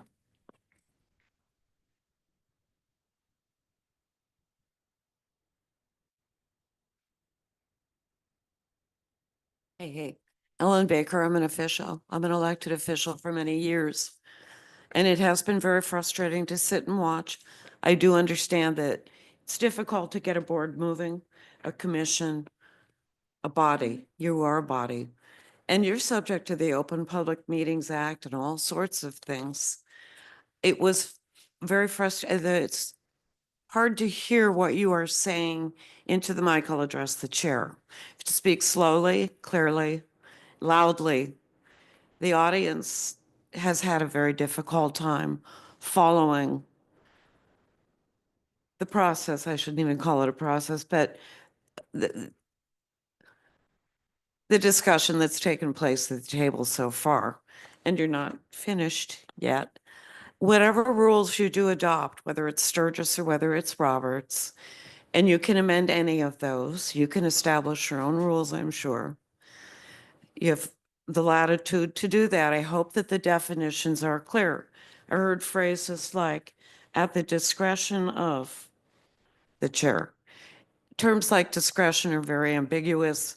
I would be concerned about that. I would think there should be some reason. Obscenity, for example, would be a good reason for cutting someone short, but germane is also ambiguous if someone wants to address the commission about a matter of constitutionality. You may not think it's germane, but they do.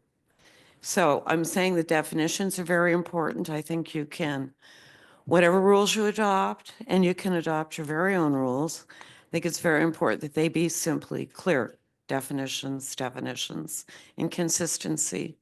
The Open Public Meetings Act encourages as much input as possible. They encourage that. That's in the law. And limitations for your convenience. I realize that meetings can drag on. The public can be dull. They may be repetitive. In those cases, I've only got 44 seconds here. I think it's extremely important to not overlimit public input. It has to work, of course. You may need more meetings. You Maybe you want to form a committee. Maybe something needs study. Let's say you want to change a voting rule. That's something that the auditor and the elections department might need to weigh in on. So you have all of these mechanics. I hope that you use them wisely. I hope that they're clear, and please publish them. Thank you.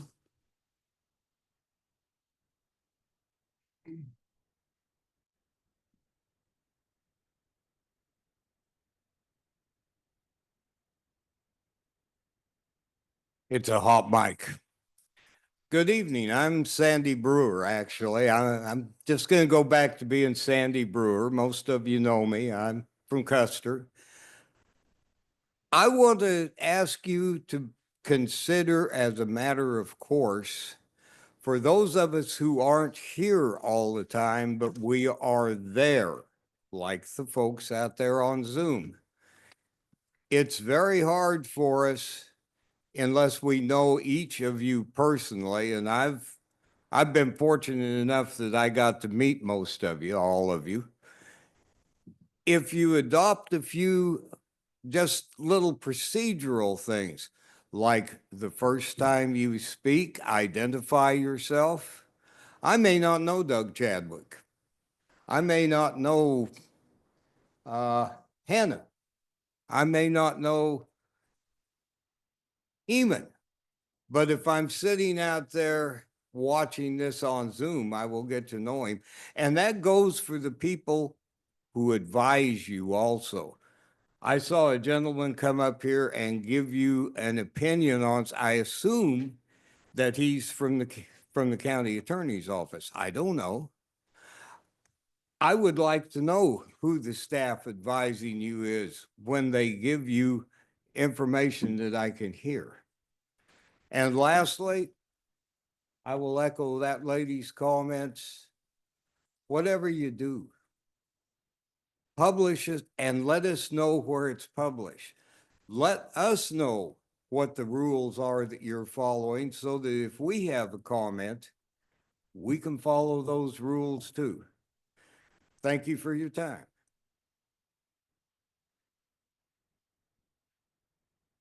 John Westerfield, most of you know me.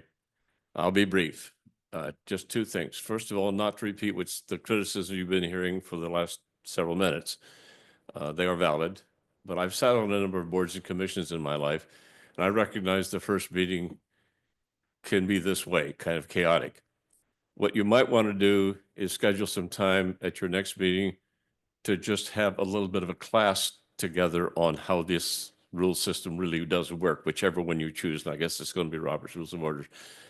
The only other comment I have is we need to hear you better.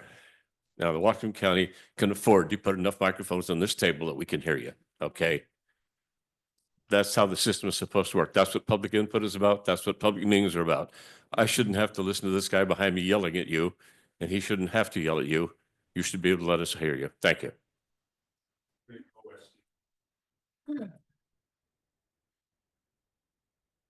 Ray Barabo, and I want to address the issue of speaking in a way that the people in the room can hear. You said a lot of things tonight, most of which we didn't hear. Okay. I would encourage you, Madam Chair, to sit on the other side of the table and face the audience. Because a lot of times when you were speaking, we were not getting everything you were saying. And if that happens, people will do this, which means more amplitude. The other thing I want to share with you, if you've not been in these kind of meeting groups, we all have at least two voices. Our intimate voice, which is over the dinner table or over a table in a restaurant. And then we have our public voice, which we should project. There's a person over here that wasn't projecting into the microphone. And so you spoke into the microphone, we didn't hear you. So you've got to have that voice at the level I'm speaking now. And then if you really want to hear it, I've got what I call the stadium voice. And they can hear me from the left field stands to the right fielder. Okay, I will not use it in this building. So practice speaking and projecting your voice so that it can be heard through the microphone. These little microphones don't pick up as well as the electronic battery powered beauties. So work on that between now and the next meeting. I have to project my voice. It's a responsible thing to do for the public.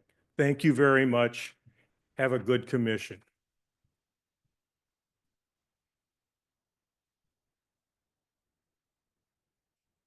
Rosemary Van Beek. I live somewhere outside of Ferndale. We don't have good internet out in our area. In the county, people don't have internet in a lot of places. So I'm looking for a list with all the members, what district they represent, and email addresses. Someone said that there was a email address that you could email one thing and it goes to everyone. What is it? We want to know that.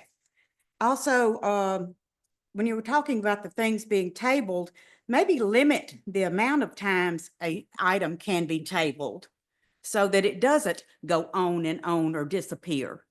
That's just a thought. Thank you. Is there anyone else in the chamber who wishes to address the commission? And Kirsten, you said you don't have anyone signed up online, is that right? Correct. Okay.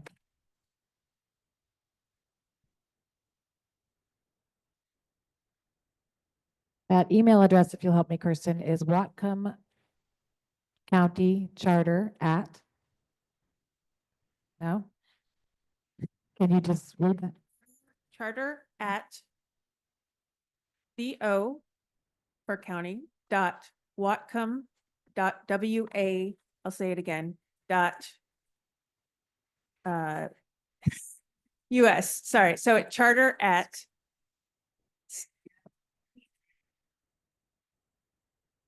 charter at CO dot Whatcom dot WA dot US. And we'll bring, thank you for bringing that up. We'll bring hard copies next time of all the contact information that's available online. Thank you. The next item on the agenda is the discussion and approval of a regular meeting schedule and location. So we have some suggestions here in our packet.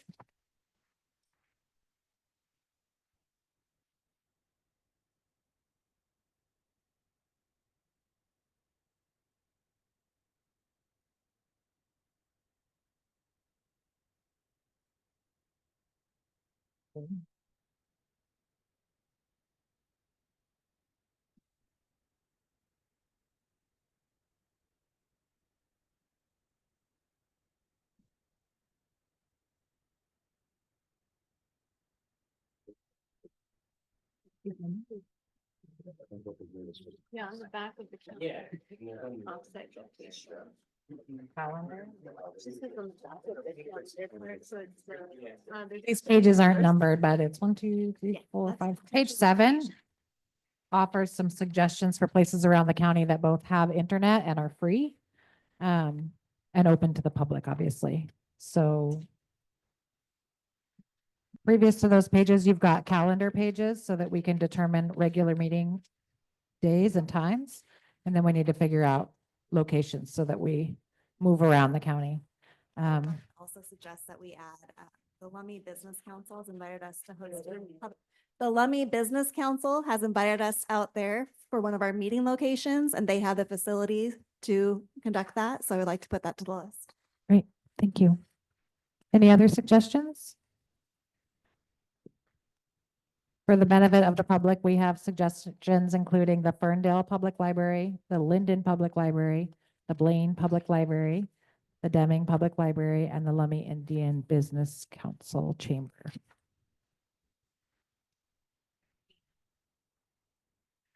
The East Whatcom, yeah, the Regional Resource Center. It says here the library has no meeting rooms. I'm sure one of us can reach out and see about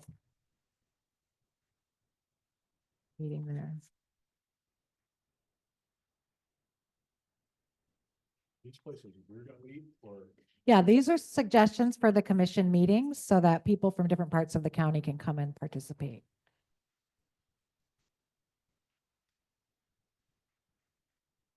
And then on the previous pages, we have calendars that include the council meetings so that we don't overlap with any of the cities or county council meetings.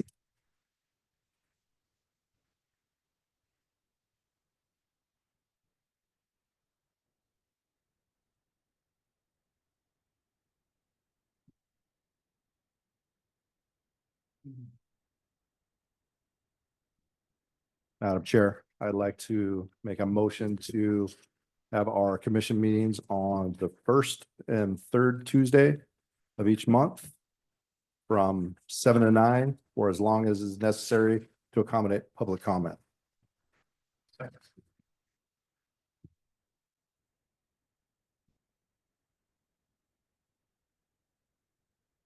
Yeah, the problem with Tuesdays is that that's when, oh. I Second. guess it's not, can't hear that. Can you hear me now? Okay. The difficulty with Tuesdays is that that's when all the meetings of the Whatcom Democrats happen. So it's just creates a whole bunch of problems. I would really appreciate it if we could find a different day.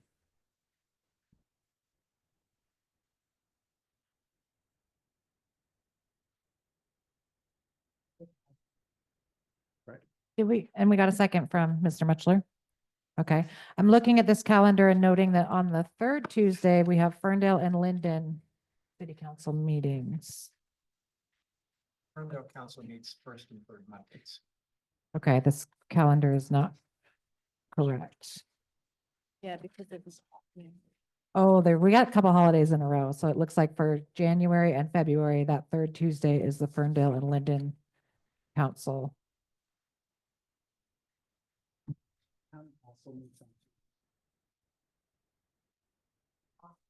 I was suggesting we do it opposite county council meetings. So I believe they're the second and the fourth. So I was suggesting the first and the third. I understand that there's a couple other councils that may be meeting. If that conflicts with Commissioner Mushler, I would certainly accept an amendment. Ferndale Council meets at 5 and we're done usually by 6:30. And those are just those odd Tuesdays that come up when there's a Monday holiday. I really appreciate it if there was some consideration for it. Yeah, I'm sorry. I just would really appreciate it if there was some consideration for this. Any other day works, any other day.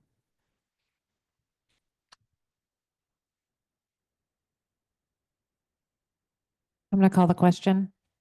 The motion is to have the meetings on the first and third Tuesday from 7 to 9 p.m. Chair Dara, I just want to add that the third Tuesday in April is actually a county council meeting in order to skip the spring break week. So I see.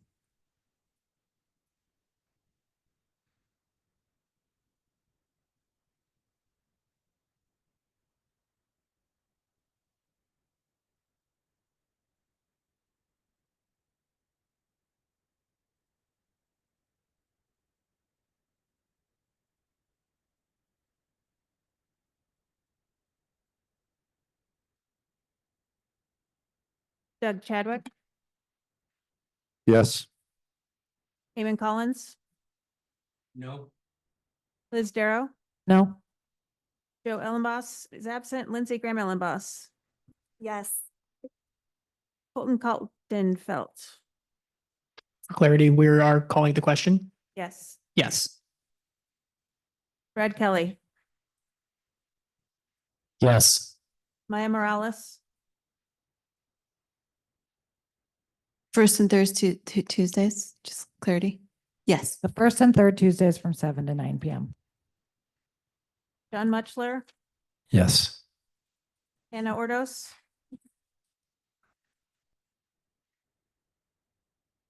No. Bill Pitts Jordan, Andrew Redding, Jessica Rienstra, No. Rod Stump, Yes. Jennifer Wright, No. I've got 7 yes and 7 no. yeah, correct.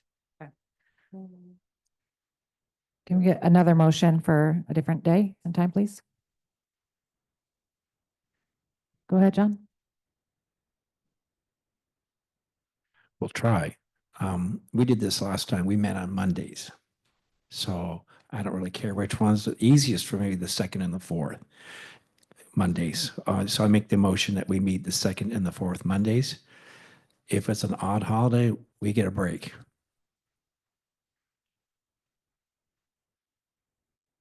You want to add a time to that?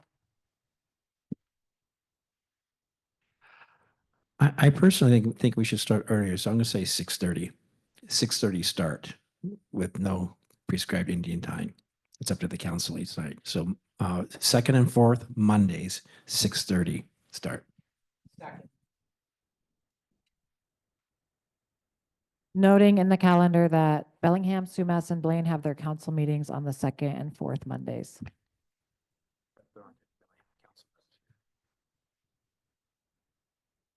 case the public wants to attend one of those.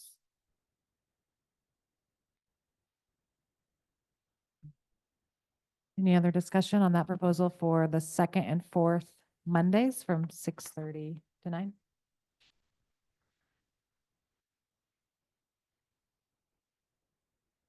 Just a request for clarification. Would that include January 13th, the week from today, or would that start on January 27th? Councilmember Ellenboss is here, but I think we met once a month. Or did we meet twice a month last time around? Twice a Was it month. twice a month? Yep. Okay. Because I don't have a problem with, you get an occasional Martin Luther King Day, whatever day comes up occasionally that we don't have to meet. So I don't think we should be, unless people here have other elective offices they have to cover. I don't know if it matters whether or not the Bellingham City Council meets or not. I don't think there are any Bellingham City Council members on this commission. I would think it's fair to consider the impact on staff to have to be here 2 nights consecutively between us and the county council. I don't know if that's going to be a factor, but we should possibly consider. We have had a request to not do that from staff. And to be fair, sometimes those meetings, as you know, go way late. So alternating those weeks, I think could really help staff out.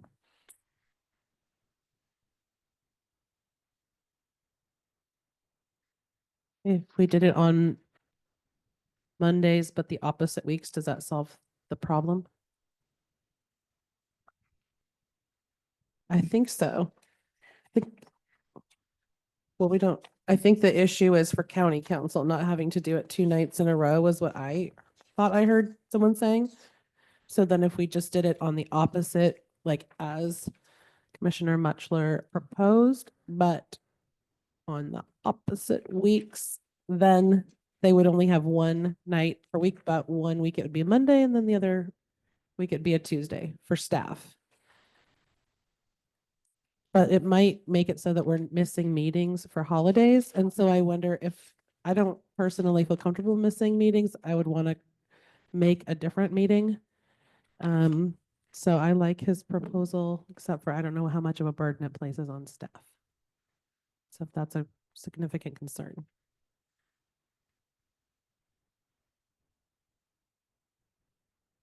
Hannah Ortis, District 4. We're suggesting to do these meetings on the same night. Wouldn't we maybe consider doing like first Tuesday and third Thursday? My concern about, I know for simplicity, having it on the same evening may work for us, but I'm thinking about individuals who perhaps work that evening and they would never have an opportunity if it was like say on a Monday night to come and attend. So my recommendation, if we could do an amendment, would be to be the first Tuesday and the third Thursday.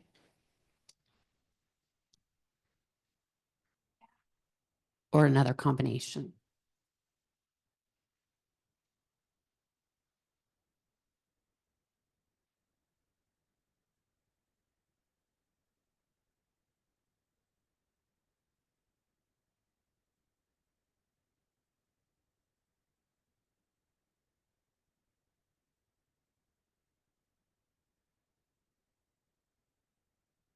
I'm a little unclear where we are in the Roberts rules of this, but another proposal, just to put something on the table, is to just go month by month and set meetings that work, given that we've got in the proposal for Mondays, we've got 3 holidays in the mix.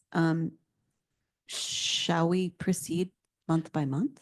The motion on the table is for the second and fourth Monday, just to be clear, and that one's been seconded. So then there's an idea that we could alternate days. I like that, but I don't know that it's accepted as a friendly amendment. So if not, we'll need to vote and consider that again.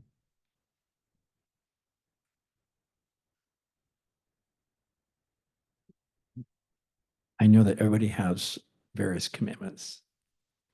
Wednesday and Thursday evenings are a little rough for my work.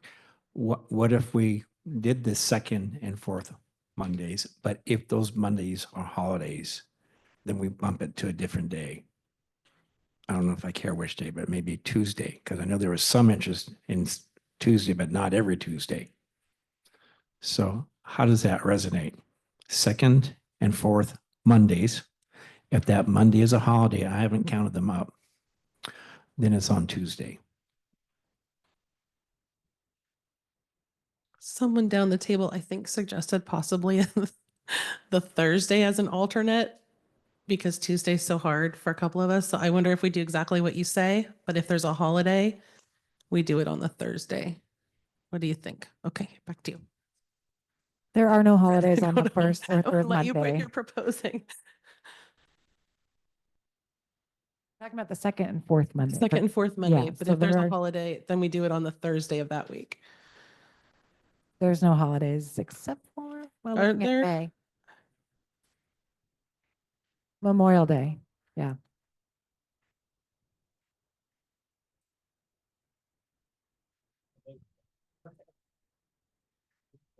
Okay. I think well, I don't know what. Still just have concerns with staff capacity and putting it on the same week as county council. Second and fourth would be the same week as county council.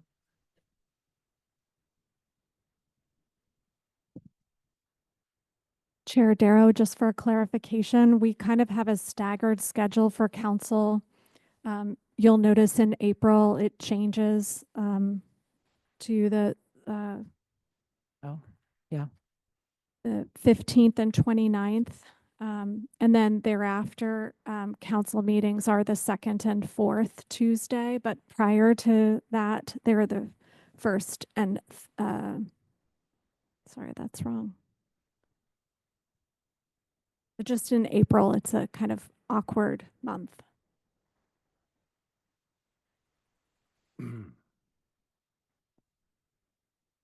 So 10 years ago, we met Mondays, and Mondays is difficult because it's back-to-back staff night. Is that what I'm hearing? And is that a burdensome too large for this situation?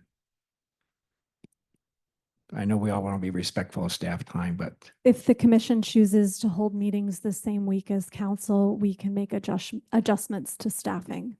will you still like us afterwards?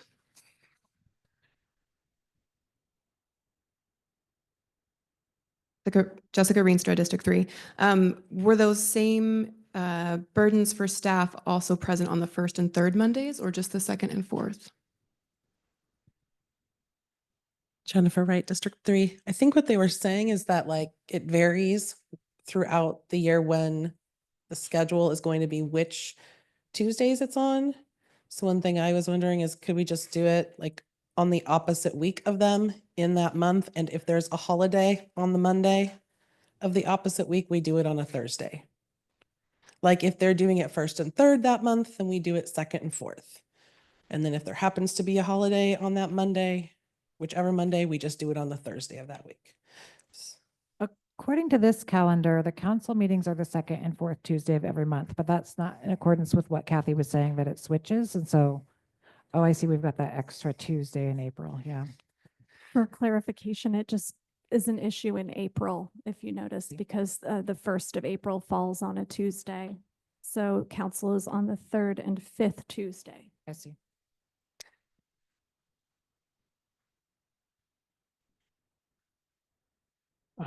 I think it's important to note that staff has indicated they have enough staff to rotate staff members to handle it. And I appreciate that we are being respectful and polite, but we're trying to get 15 members with very crazy schedules together. And I think we have to kind of focus on that a little bit too. I don't know if I missed it. Will there be a Zoom option for commissioners if there was a conflicting? Yes.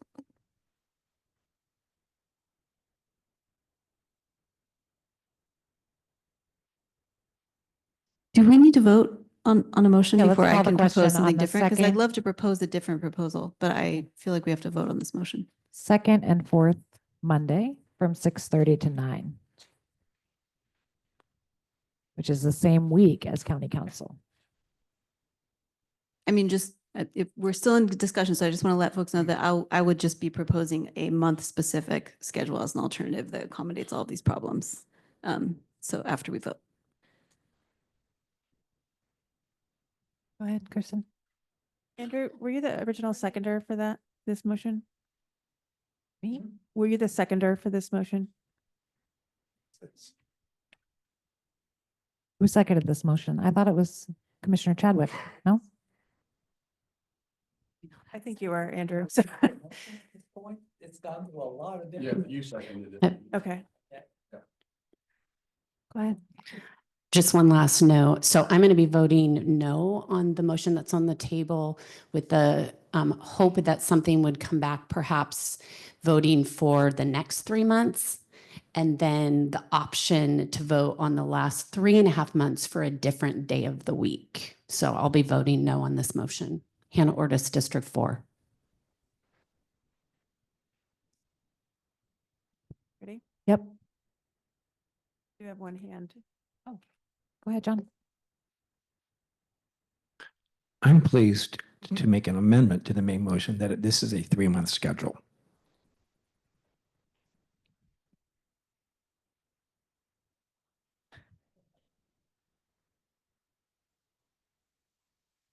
Okay, so just to be clear, the motion as amended is to have the meetings on the 2nd and 4th Mondays for the next. The next thing that has to be done is to vote on the amendment. So whether we're just going to do a 3-month schedule or not. And then if that passes, then you go back to the first one. Because the body hasn't approved the amendment yet. Okay, sorry, I thought it was friendly. Okay, let's call the question about amending. That doesn't make any sense to me. I'm sorry, John. You're saying there was a first and second and an amendment that you made, and now we have to vote on your amendment to your motion. The main motion is to go Monday, 2nd and 4th Monday, 6:30. That's the main motion. The amendment that I made and was seconded is to alter it that this would only go for 3 months. So now we're voting to see that the amendment passes, that it will only go for 3 months, and then we're going to vote on the 2nd and 4th Mondays. Thank you.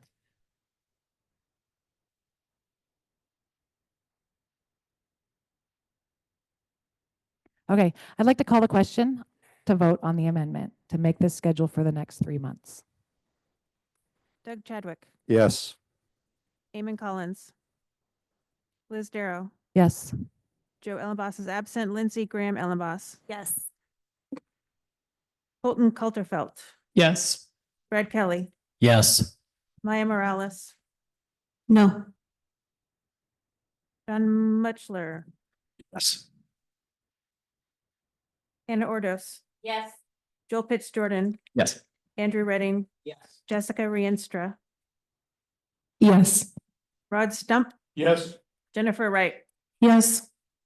I have a tally of 13 yes, 1 no, and 1 absent. So now we need to call the question on holding the meetings on the 2nd and 4th Monday from 6:30 to 9 p.m.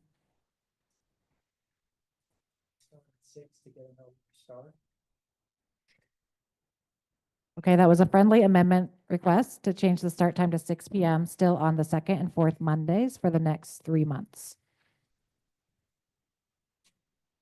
Doug Chadwick, Yes. Eamon Collins, Yes. Liz Darrow, Yes. Joe Ellenboss is absent, Lindsey Graham Ellenboss, Yes. Colton Coulterfelt, Yes. Brad Kelly, Yes. Maya Morales, No. John Mutchler, Yes. Hannah Ordos, Yes. Joel Pitts Jordan, Yes. Andrew Redding, Yes. Jessica Rienstra, Yes. Rod Stump, Yes. Jennifer Wright. Yes. I have 12. What am I voting on? The 2nd and 4th? 2nd and 4th Monday from 6 to 9 for the next 3 months.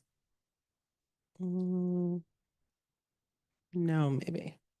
Sorry? No? No? No. Okay. I think no, because we could do it the first and third. I have 11 yes, 2 no, and 1 absent. Yeah, I just want to clarify for the Monday, the 20th, then what day is that? 15th? So Oh, yep, we're good. Sorry about that. what that means is that we're meeting a week from tonight on the 13th. Yep. To Sorry, be I was clear. Yeah. off on the Okay. schedule here. It's all good. Okay.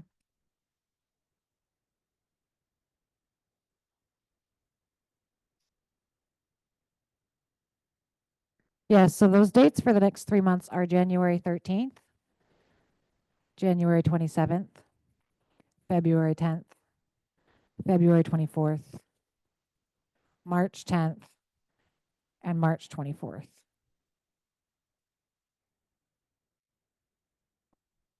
From 6 to 9 p.m. Now, those locations that were mentioned, I think the way to do that is to work with staff to schedule those. If everyone's in agreement that this is a good range of locations and can get to those locations, I don't want to hash this out tonight because we can't get agreement from the locations tonight anyway. Jennifer, go ahead. Will we rotate through them? That's what I was just thinking, like rotate through them. And I believe Doug had mentioned to me at one point about one other possible meeting place with Nooksack. Did you follow up on that? I think you were talking about Nooksack Tribal. So I don't know if we wanted to add that as a possible place if they have the Wi-Fi capacity, internet.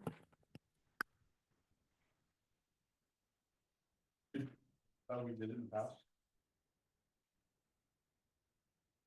Yeah, we met in a number of places, Sudden Valley, Kendall, at their community center. We met at Lummi Nation.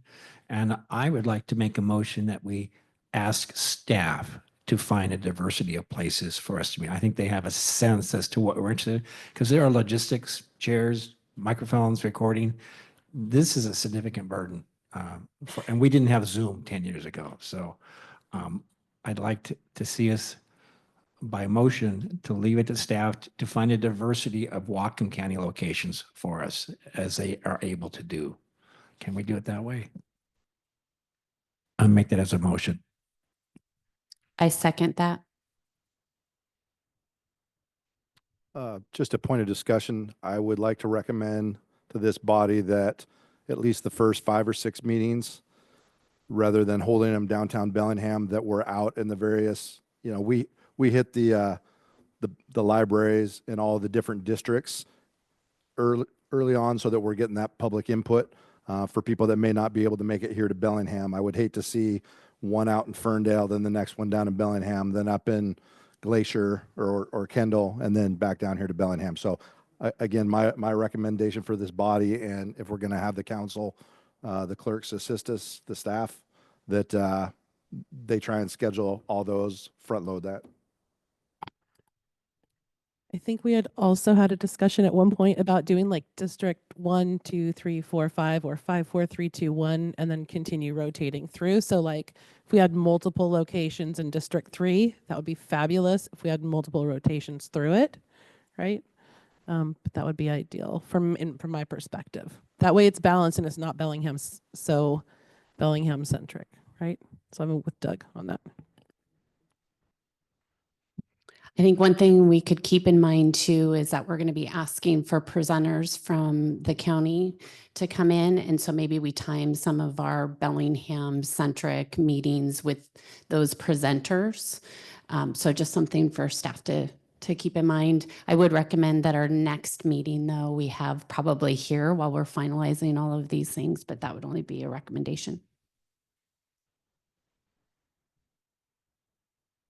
Okay, the motion is for staff to work with this list of, we've now identified 8 places, keeping in mind equity between the 5 districts and not centering Bellingham as the main meeting place. So the motion is for staff to work with this list and help us to move around in a way that is fair and balanced. But I just want to clarify that I believe we passed an amendment that we are only scheduling 3 months, not 6. So just to clarify. Right, so to determine the next 5 meeting places based on this list with the consideration that it shouldn't center Bellingham. Okay. For the next 3 months through March. I also just really want to, I really wanted to propose something that honored Hannah's request to schedule on different days. And so I'd really like the opportunity to bring that kind of a motion for the second half of our meetings that honored holidays, that honored different days, and that didn't conflict with every Bellingham City Council meeting.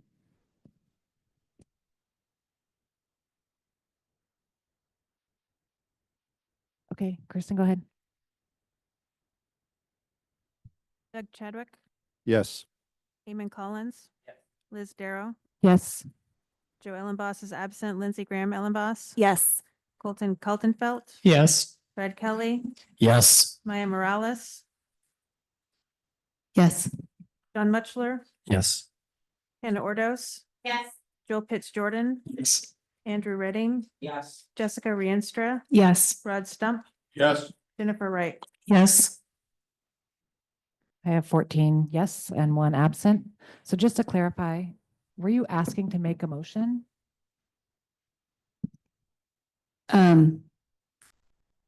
I am asking to make a motion at some point. I don't want to, I know we have a lot on our agenda tonight. So since we've already planned for 3 months, I'm willing to make that motion later. But I just kind of want to notice everyone that I really wanted to bring forward a motion. Instead, we passed what we passed, but that honored that, you know, we weren't overlapping for the county staff time, et cetera. Honored holidays, honored Hannah's request to do things on 2 different days of the week for the 2 meetings per month. I wasn't able to bring that motion because we already voted on a motion, but I do want to bring that motion in the future for the second half of our meetings. Yes.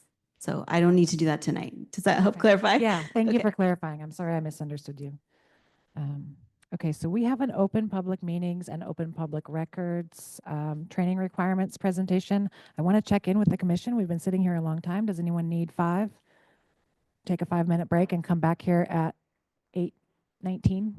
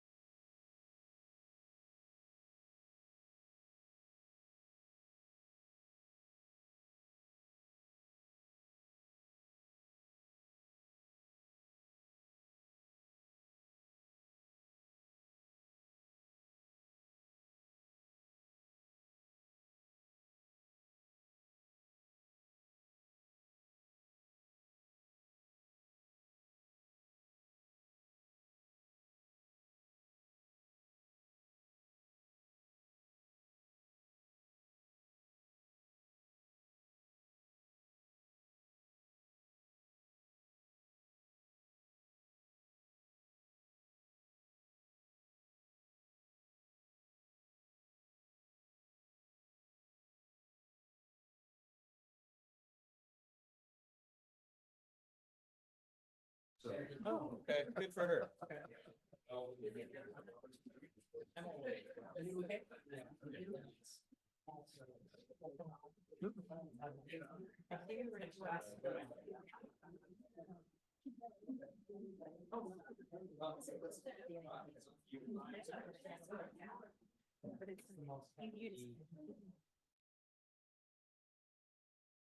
Colin's ready to go. Yeah. Hopefully now with some rules. Thanks, Kellen. Go ahead.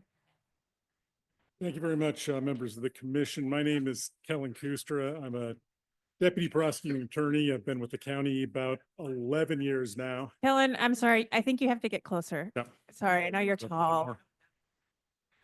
I'll try that a little better. I'm sure somebody from behind me will yell at me if I don't speak loud enough. So this isn't an open public meetings training, so I better make sure I can be heard by the public. It would be counterproductive if I couldn't do that. But like I said, I've been a deputy prosecuting attorney for 11 years with the county. I've been only at the civil side for 1 year, so I'm new to a lot of this, new to a lot of you, but I'm looking forward to working with all of you over the course of this process. I did want to take a moment and introduce staff here. I think we skipped staff introductions at the start of the meeting, just so everyone knows who's here from the county. So maybe I'll turn it over to Kirsten. Hi, Kirsten Smith. I am the legislative analyst for the council, deputy clerk. I am your lead staff member for this fun journey that we're on. So a lot of your contacts will come through me, but we have a lot of great staff working on charter review. So looking forward to it. Hi, I'm Kathy Halka, clerk of the county council. Hi, I'm Kiana Oos. I'm the council intern. And I wanted to talk to you briefly today about these two laws, the Open Public Meeting Act and the Public Records Act. These two laws really serve the same purpose in that it makes it so everything that you do as part of your business as the commission is transparent and observable by the public. They can see how you arrive at your decisions, what's going on, how you make the decisions, the totality of the process. It really is supposed to be an open book to the public to see what you are doing as a commission. I wanted to focus this training particularly on areas where it's easy to get into trouble and to violate these laws, even if you might not be intending to. First off, I will say as part of the Open Public Meetings Act, you're all required to do a training on that act and Public Records Act. Some of you may have done that already. It's about a 45-minute video. I urge you all to do it. You're required under the act to do it within 90 days of being sworn in. So clock's ticking, and earlier the better, as far as I'm concerned. The basic principle of the Open Public Meetings Act is really simple. It's that when there's a meeting of the commission where action is taken, it has to have all the public hearing requirements, notice, ability for people to show up and see the meeting, an agenda that they can look at in advance and comment on if they have comments. So any meeting that you guys have needs to be open to the public. Where it gets complicated, because it's a law written by lawyers, is that meeting doesn't really mean meeting as we think of it, and action doesn't necessarily mean action as we think of it. A meeting is any grouping of at least 8 of you, a quorum, where you can discuss any of the business of the commission. Now, that can be in person here is obviously a meeting. It can be on Zoom, that's a meeting. It can also be in email communications or text messages. So if 8 of you are on an email communication or on a text chain and you're talking about commission business, that's a meeting under the Open Public Meetings Act, and you violated the act by having that email or that text exchange. Any act where there's at least 8 of you and you're talking about commission business has to be done in front of the public at a scheduled meeting with an agenda. So you can see how this would cause potential pitfalls and may have to change the way you think about communicating, especially with your fellow commission members. And the 2 areas I really wanted to talk about where you can get into trouble. First, there's no prohibition on you receiving information as a group. Members of the public or other people may want to email all of you. They haven't created a meeting just because they included you all on the email. You can receive information as long as you don't discuss it or take any action or do any commission business on that email chain. What that means in essence is that the reply all button is your enemy now. You receive an email to all of you, it's very easy. If you have something to say, hit that reply all button and fire something back and comment on whatever was presented to you. That would be the most natural thing to do, but that would violate the Open Public Meetings Act. By doing that and including at least 8 of you, you've created a meeting and are now in violation. Similarly, you can create what they call a serial meeting. You can imagine some of you might break out and discuss some of your issues. Maybe 4 of you split off and talk about something you're proposing, something you're working on. And then one of them decides they want to bring in some other commission members in. And so they go over and talk to 4 other people and relay what was said at the first meeting. Now, a layperson might think that's clearly 2 meetings, 2 separate spots. They're not all together, but under the Open Public Meetings Act, as it's been construed by the courts, that would constitute a serial meeting and be a violation because you've grouped together 8 people in discussion on this issue all at the same time, even though they're in 2 separate places and 2 separate times.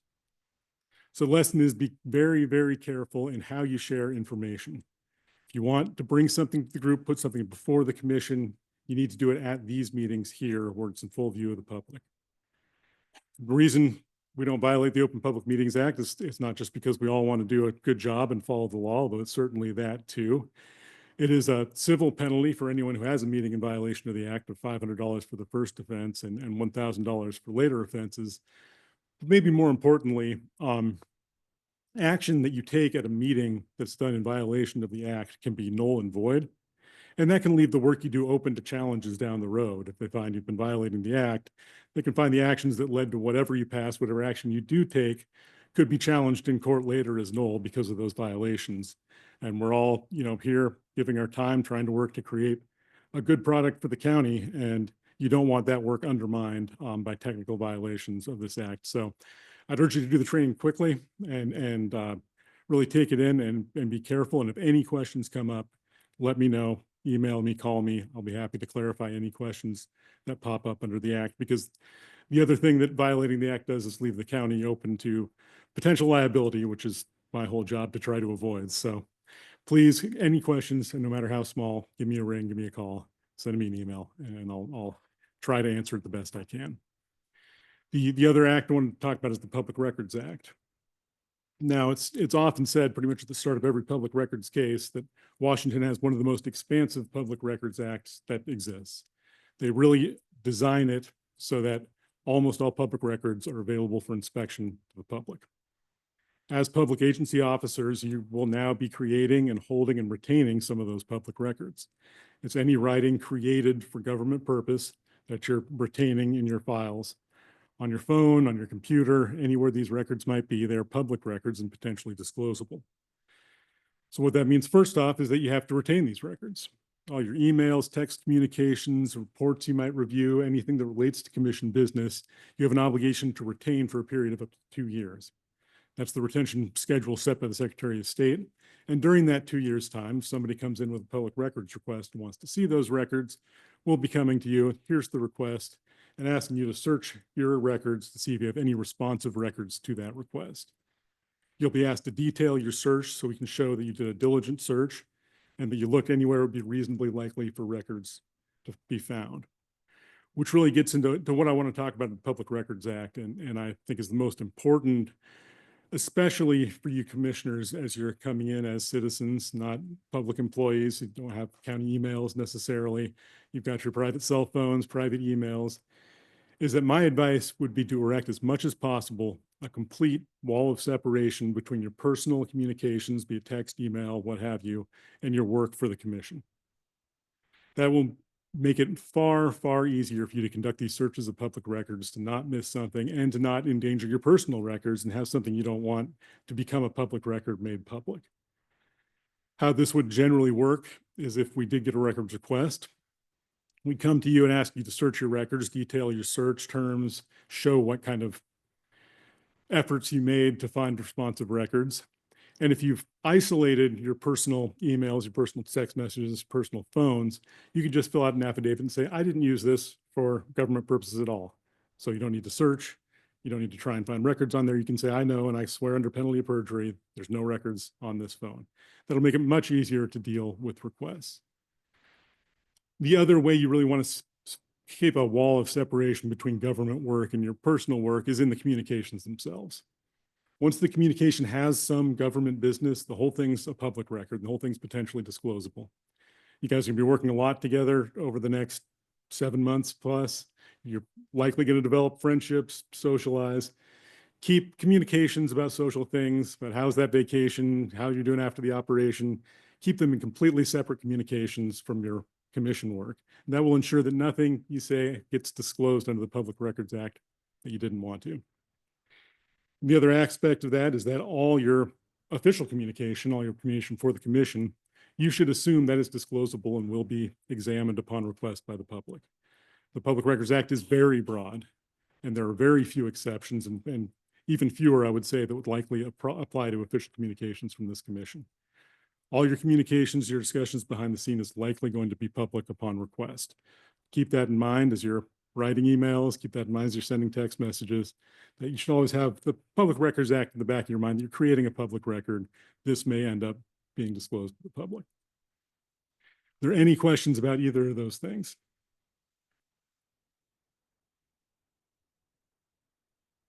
Okay, like I said, there's a brief overview. The training goes into them in more detail. I know it's pretty late at night now. It's probably not a great time to absorb new information anyway. Just as with the Open Public Meeting Act, anything comes up, give me a call, shoot me an email anytime. Thank you.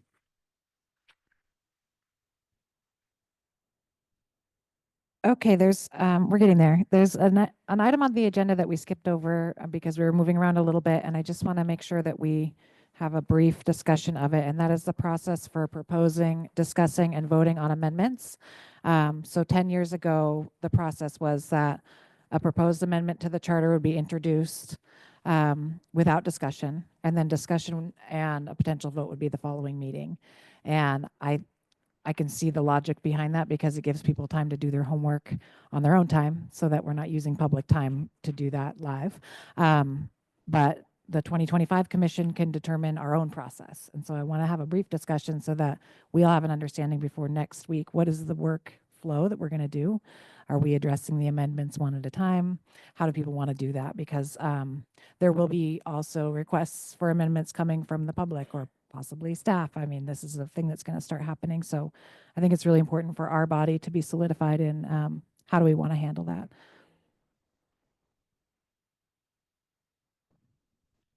Yeah, I think it makes a lot of sense to have a period of time to be able to review an amendment that's made. That seems a lot more serious than than kind of the sort of housekeeping things we're establishing tonight.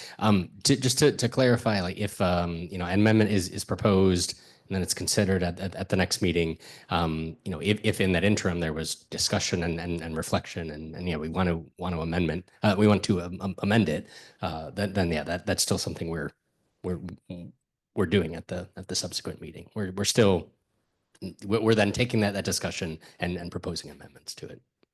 Yeah, that's up to our commission. I think one obvious risk is what Kellen just overviewed, which is that we can't make decisions separate from this process. But I think just for all of us to be well versed in it, it's not just being sprung on us and then we have to make a decision on the spot. I think that's the purpose of that type of process, but I'm really open to hearing what other people think. I would certainly advocate for following, again, our county council does something very similar. They're presented the information, they have time to digest it and make an informed decision. So I would certainly support that process of making the amendment, providing any background information, and then coming back the following meeting, having discussion and then voting.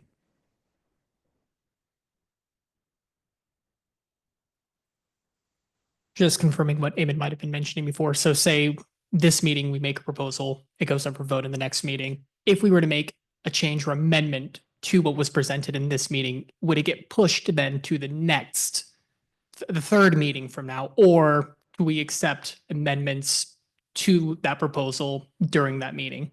I think, is that kind of what you were getting at? Oh, so okay. So just interested to get thoughts there.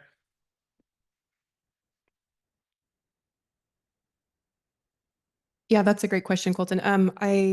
My first response to that would be that could continue to push things back meeting after meeting, and that hopefully that first pause between the proposal and the vote would give time for a lot of information gathering. So hopefully I would still feel well versed on addressing a possible amendment that would come up at that time, but I'd be curious to hearing from everyone else. I actually think this is an area where if staff is revisiting our rules of procedure, it might be really helpful to have some super clarity on the bringing of amendments. Who has the floor? How do they have it when they bring an amendment? if it's one person who's authored an amendment and they're bringing it to the commission, do they have the ability to accept or reject amendments, that kind of thing. So I think it'd be great to kind of flesh that out for all of us as well, if you're already doing that a little bit with the stuff in this packet. Chair Dara, one other question to consider. When I wrote you the note about this process, I hadn't learned yet that 10 years ago, John, you please correct me if I'm wrong, but someone proposed an amendment. It was voted on to move forward by the full body, and then it was considered at the following. It was a simple majority vote. John, does that sound correct? I've heard that. Okay, sorry. Yes, so my understanding of 10 years ago process is that a amendment was proposed at a meeting. The body voted yes to consider it at the following meeting, or no. And then if yes, it was considered at the following meeting, and it stayed alive throughout the process unless it was otherwise dispatched. That sounds about right. Okay. At the end of the day, every proposal was very. Every proposed amendment was given a fair hearing. That was the point. There wasn't any amendment that was ditched, we could say. So whatever the process was, usually it was announced at one meeting, and then the next meeting, because then the public could hear about it, Right. and they could show up and talk as well. So that means the decision before you is, it does put a curb on the number of amendments that you would discuss in depth. If that's what you want, you don't have to do that. But I believe that was the process from 10 years ago. Yeah, I remember we had some late nights. That's all I remember at this point.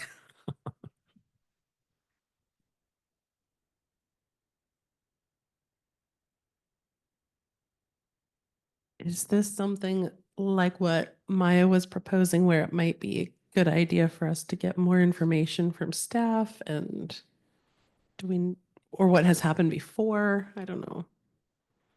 It sounds to me like if a commissioner wants to bring an amendment, let's say next week, we bring that and we can discuss and choose if it's something that this commission wants to take on. And if so, the public hearing for that would be at the following meeting so that we can notice the public and people can weigh in on. Looks like. Something was said about it limiting our ability to. Oh, like, okay. take Maya wants things to on. clarify her Sorry, comment. okay.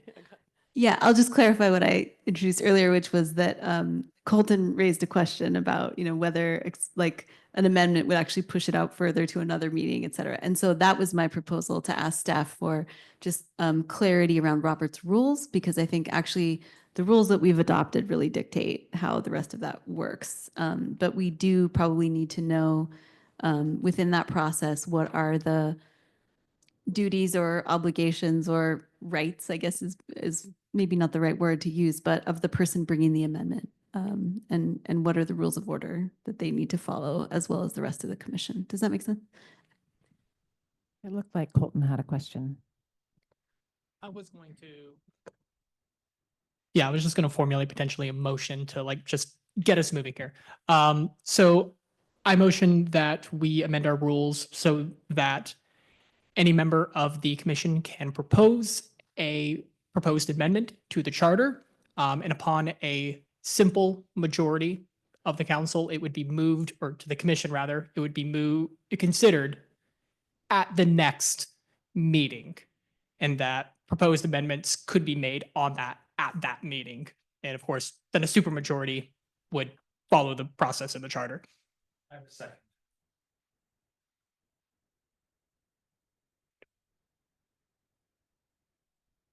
Okay. Any further discussion? We're talking about rules that we're still waiting to get clarified, that you're trying to, like our Robert's rules, they haven't been clarified yet. We had a motion and voted on yes on that to wait. So I'm confused. I'm asking. It doesn't negate what sorry, microphone. Okay, so the question was, wait, does that negate what you were just proposing? No, it doesn't. It's totally in harmony, because we'll use Robert's rules once we, We get yeah. those established. Yes. Okay. That's what I was asking about too, just seeing, are they two parts of the same thing or separate? So I think that's helpful. I think we're clear. I think we're good to go. Thank you. Thanks for explaining it. Okay, I'm going to call the question. Doug Chadwick, Yes. Eamon Collins, Yes. Liz Darrow, Yes. Joe Ellenboss is absent, Lindsey Graham Ellenboss, Yes. Colton Felt, Yes. Brad Kelly, Yes. Maya Morales. Yes. John Mutchler, Yes. Hannah Ordos, Yes. Joel Pitts Jordan, Yes. Andrew Redding, Yes. Jessica Rienstra, Yes. Rod Stump, Yes. Jennifer Wright. Yes. 14 yes and 1 absent. Our final section on the agenda is other business, and I'm going to turn over to Kirsten to go over a couple of things. Can I return real quick to the open meetings and open public records? Sure. Sorry. Hearing what advice we heard from council about wanting to keep our personal correspondence and our official correspondence separate. I don't know why we don't have county emails. I saw in the document it said that temporary staff don't get emails. We're not temporary staff. We're not staff. We're elected officials.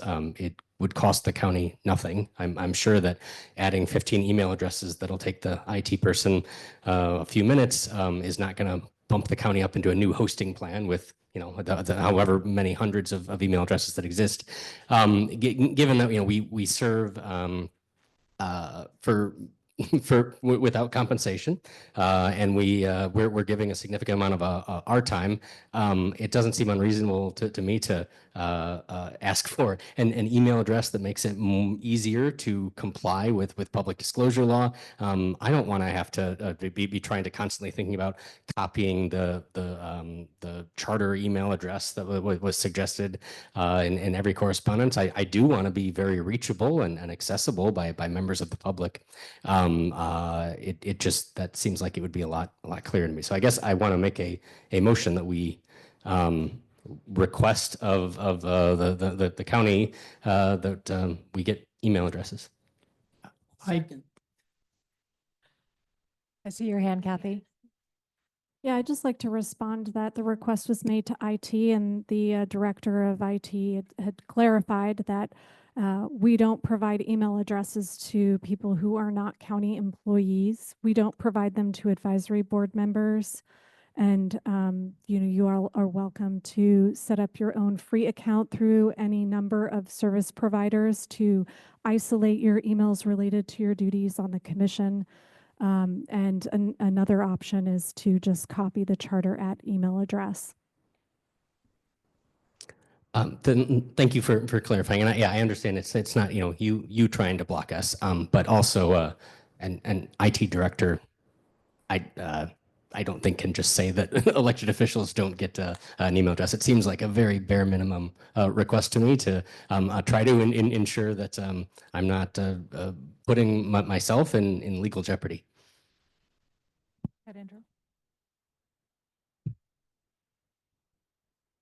Yeah, I feel very strongly about this. I don't want some IT person telling elected officials when every other elected official in the county gets an email address, a county one, that you're denying it to some elected officials when you give it to others.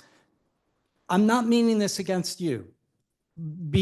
Understand that, but I am seconding this, and I want to make this a request demand from this body that we get those email addresses as elected officials.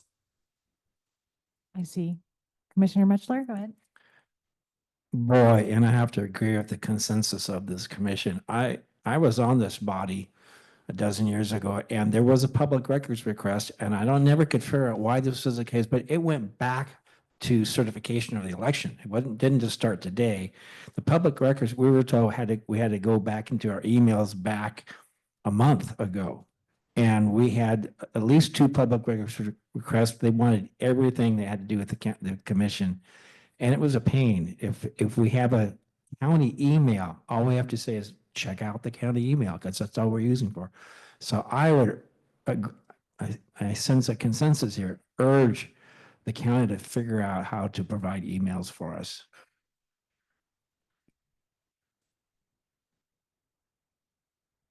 You could say no. We have a motion in a second, so. Mr. made the motion. About Jennifer, and then you can.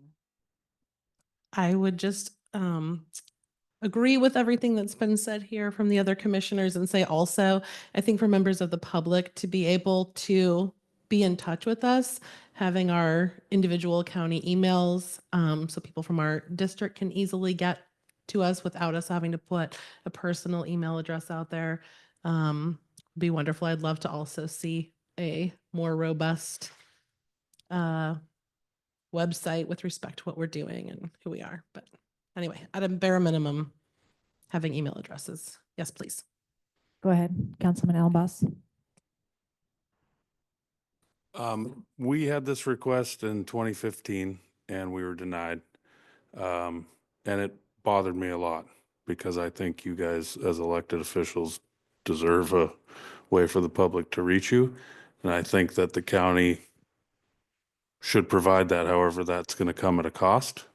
So I will work with staff to see if we can't come up with a budget in order to fund emails for you all, because I do think it's appropriate, especially when the law is upholding you to a certain standard. I don't think everyone's going to agree with me in the administration and possibly not even on the council, but I think it will take a budget item and I will work with staff to bring that forward. If you guys want me to. Thank you.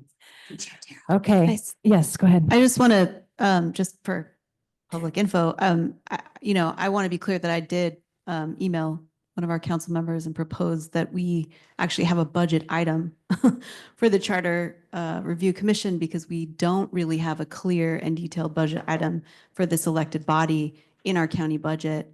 We have only budgeted for staff. And I personally don't, as a now commissioner-elect, think that that's sufficient for an elected body that is conducting official county business for, over 6 months. I think we need to ensure that we have clarity around process, around official county business, around budgeting, whatever is needed by this body to get our jobs done. So just want to let folks know. Thank you. I'm going to call the question and the, did you have one more thing to say? Okay. The motion is to request that emails be made available to the commissioners by the county. I didn't hear anything about budget in the motion. So official county email addresses. Do we want to make a motion asking for the county council to enumerate a budget and enact, if necessary, to enact emails for all of us? Is that kind of the motion? Are you asking them? Please speak in the With a microphone. lot of these IT things, it may be nothing more than adding 15 more of these things. It may cost nothing more. But if there's a budgetary aspect, I will welcome the offer from Council Member Ellenboss if that's required. But it's whatever is required to get to this. Yeah, how about, we're making requests for official email addresses for the Charter Review Commissioners, and a budget line item. Necessary. Can you please restate the motion on the microphone? Sorry.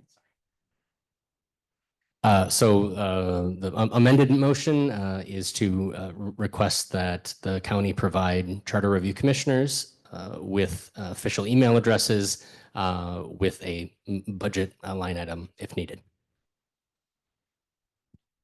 Go ahead, Kristen.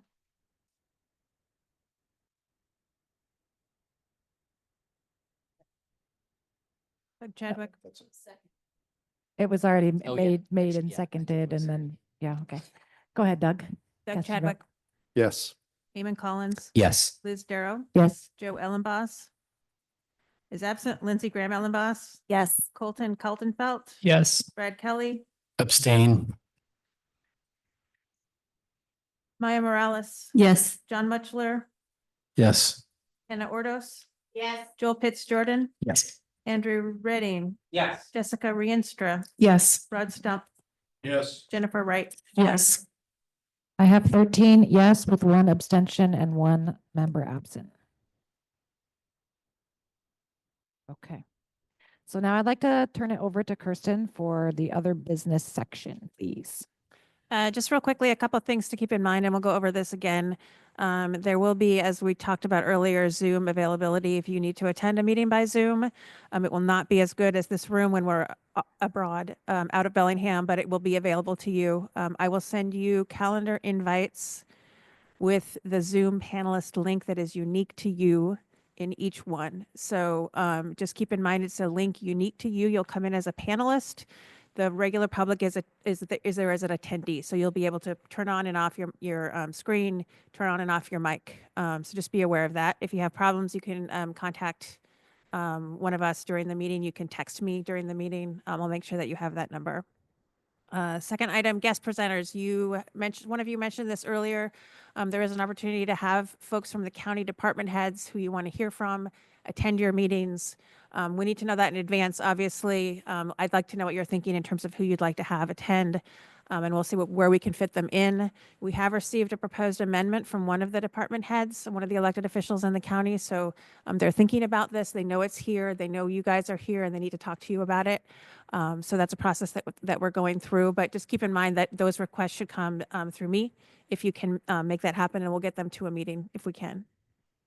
We will send out a version of the minutes, a draft version of the minutes to you this week. And I'm mentioning this to you because you will approve the minutes at the following meeting. However, we have learned that if we don't collect your amendment or changes, edits beforehand, it becomes like a 3-month process of approving the minutes. There's an amendment. Okay, we have to approve them next time. So please review those. I know it's not the most pleasant thing to do, but send me any edits you have. We're happy to make edits. If you do end up electing a secretary, we'll work with the secretary before they go to you, but everyone will have access to the minutes before they're approved. So my plea is just please take a look at them and get them back to me. We do have a Charter Review Commission website. It is has sort of bare bones for a while because you guys hadn't met yet. We do have the ability to put bios on it if you would like that. We have the ability to put contact information if you would like that. It's really up to you. As a body, you can decide if it's, if some people don't want a bio, that's fine. You can decide if that means nobody has a bio. All that is up to you. Right now, it's your name and maybe a district. Jenna is hiding over there. She's our communications staff, and she will be your primary go-to person for our website. The agenda packets are all up there. The minutes are all up there. So it's really for the public to be able to access what you're doing. Anything you want the public to know about you, that passes Jenna's litmus test. We will put up there. So we can talk about that next meeting. I think that's all I have. I'm going to have Kathy talk about the budget real quick, and then we should be done. Yeah, Kathy Halka, Clerk of the Council. I'm just, there's a budget in your packet, and I'm just going to go through the budget that we have here. There was funding approved by the council and the budget process in the fall. And most of this funding includes staffing for meetings, meeting summaries, and agendas, and miscellaneous tasks to assist the commission. We would have 2 staff members available at approximately 25% of their time, which is a cost of about $30,000 for the 6-month period. And then there are some in-kind expenses related to non-staff expenses. Specifically, there was an OWL camera and extension mic that we purchased in 2024 to be prepared with a technology go bag for off-site meetings so that we can still continue to provide remote access through Zoom. So we'll be using that OWL camera. We also have digital recorders and laptops that we'll be using to facilitate remote participation in those offsite meetings. In terms of space rentals, there are a number of free library locations where we're able to reserve spaces for free across the county, as well as the council chambers. And then we anticipate some minor printing costs for packets, for example. We do have a budget for some office supplies. Should the commissioners like some notepads, pens, and things like that, please let us know. And then ultimately we'll have what I'm estimating to be around $10,000 in advertising at the end of this process when we notice the public of the proposed amendments to the charter. That will vary depending on how many amendments are brought forward to the ballot. So that's a best guess at this point for a total of $40,300. And that's what has been allocated to the budget. And I'm happy to answer any questions you have.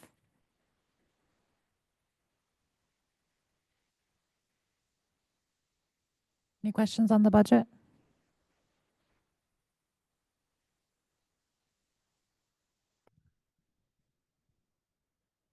One thing I noticed is just that the printing costs are really small. The allocations, just wanted to make sure that that's adequate to what is needed.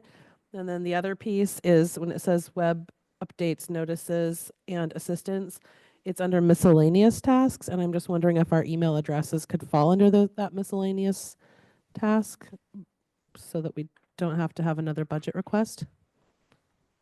The printing costs are included. We would print from our printers, which we lease and have a very low per page count. I was estimating around 20 packets at 20 pages each for 2 meetings a month through July. So I think that gives us a little overestimate. And then in terms of the email, I'll be following up after this meeting based on your motion to see whether there's something we can do about email, and I will update the commission if there is a cost related to it, and we can go from there. Thank you. And there was one question. If you could just read out the website for the charter review so that the public can know where to find that.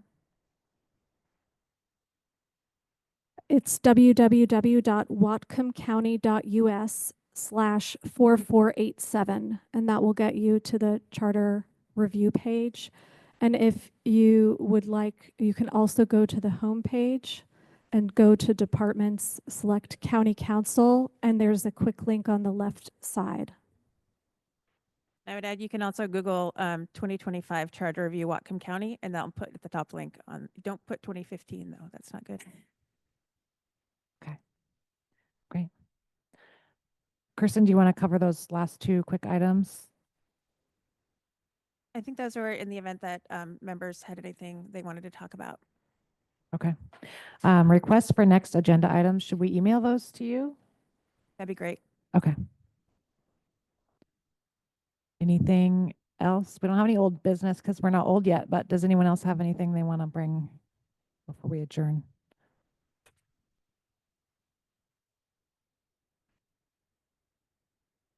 I remember last time, and I saved the commission a lot of time by running my creative amendments by the county attorney first. And he could say, yeah, you could do that. Oh, no, you really can't do it because it comes in conflict. Who is the attorney that we're working with? Is that you? Thank you so much. You can hear from me. I will send you Kellen's contact information. You're welcome to email him or call him directly. Okay. If there's nothing further, this meeting is adjourned. Thank you so much.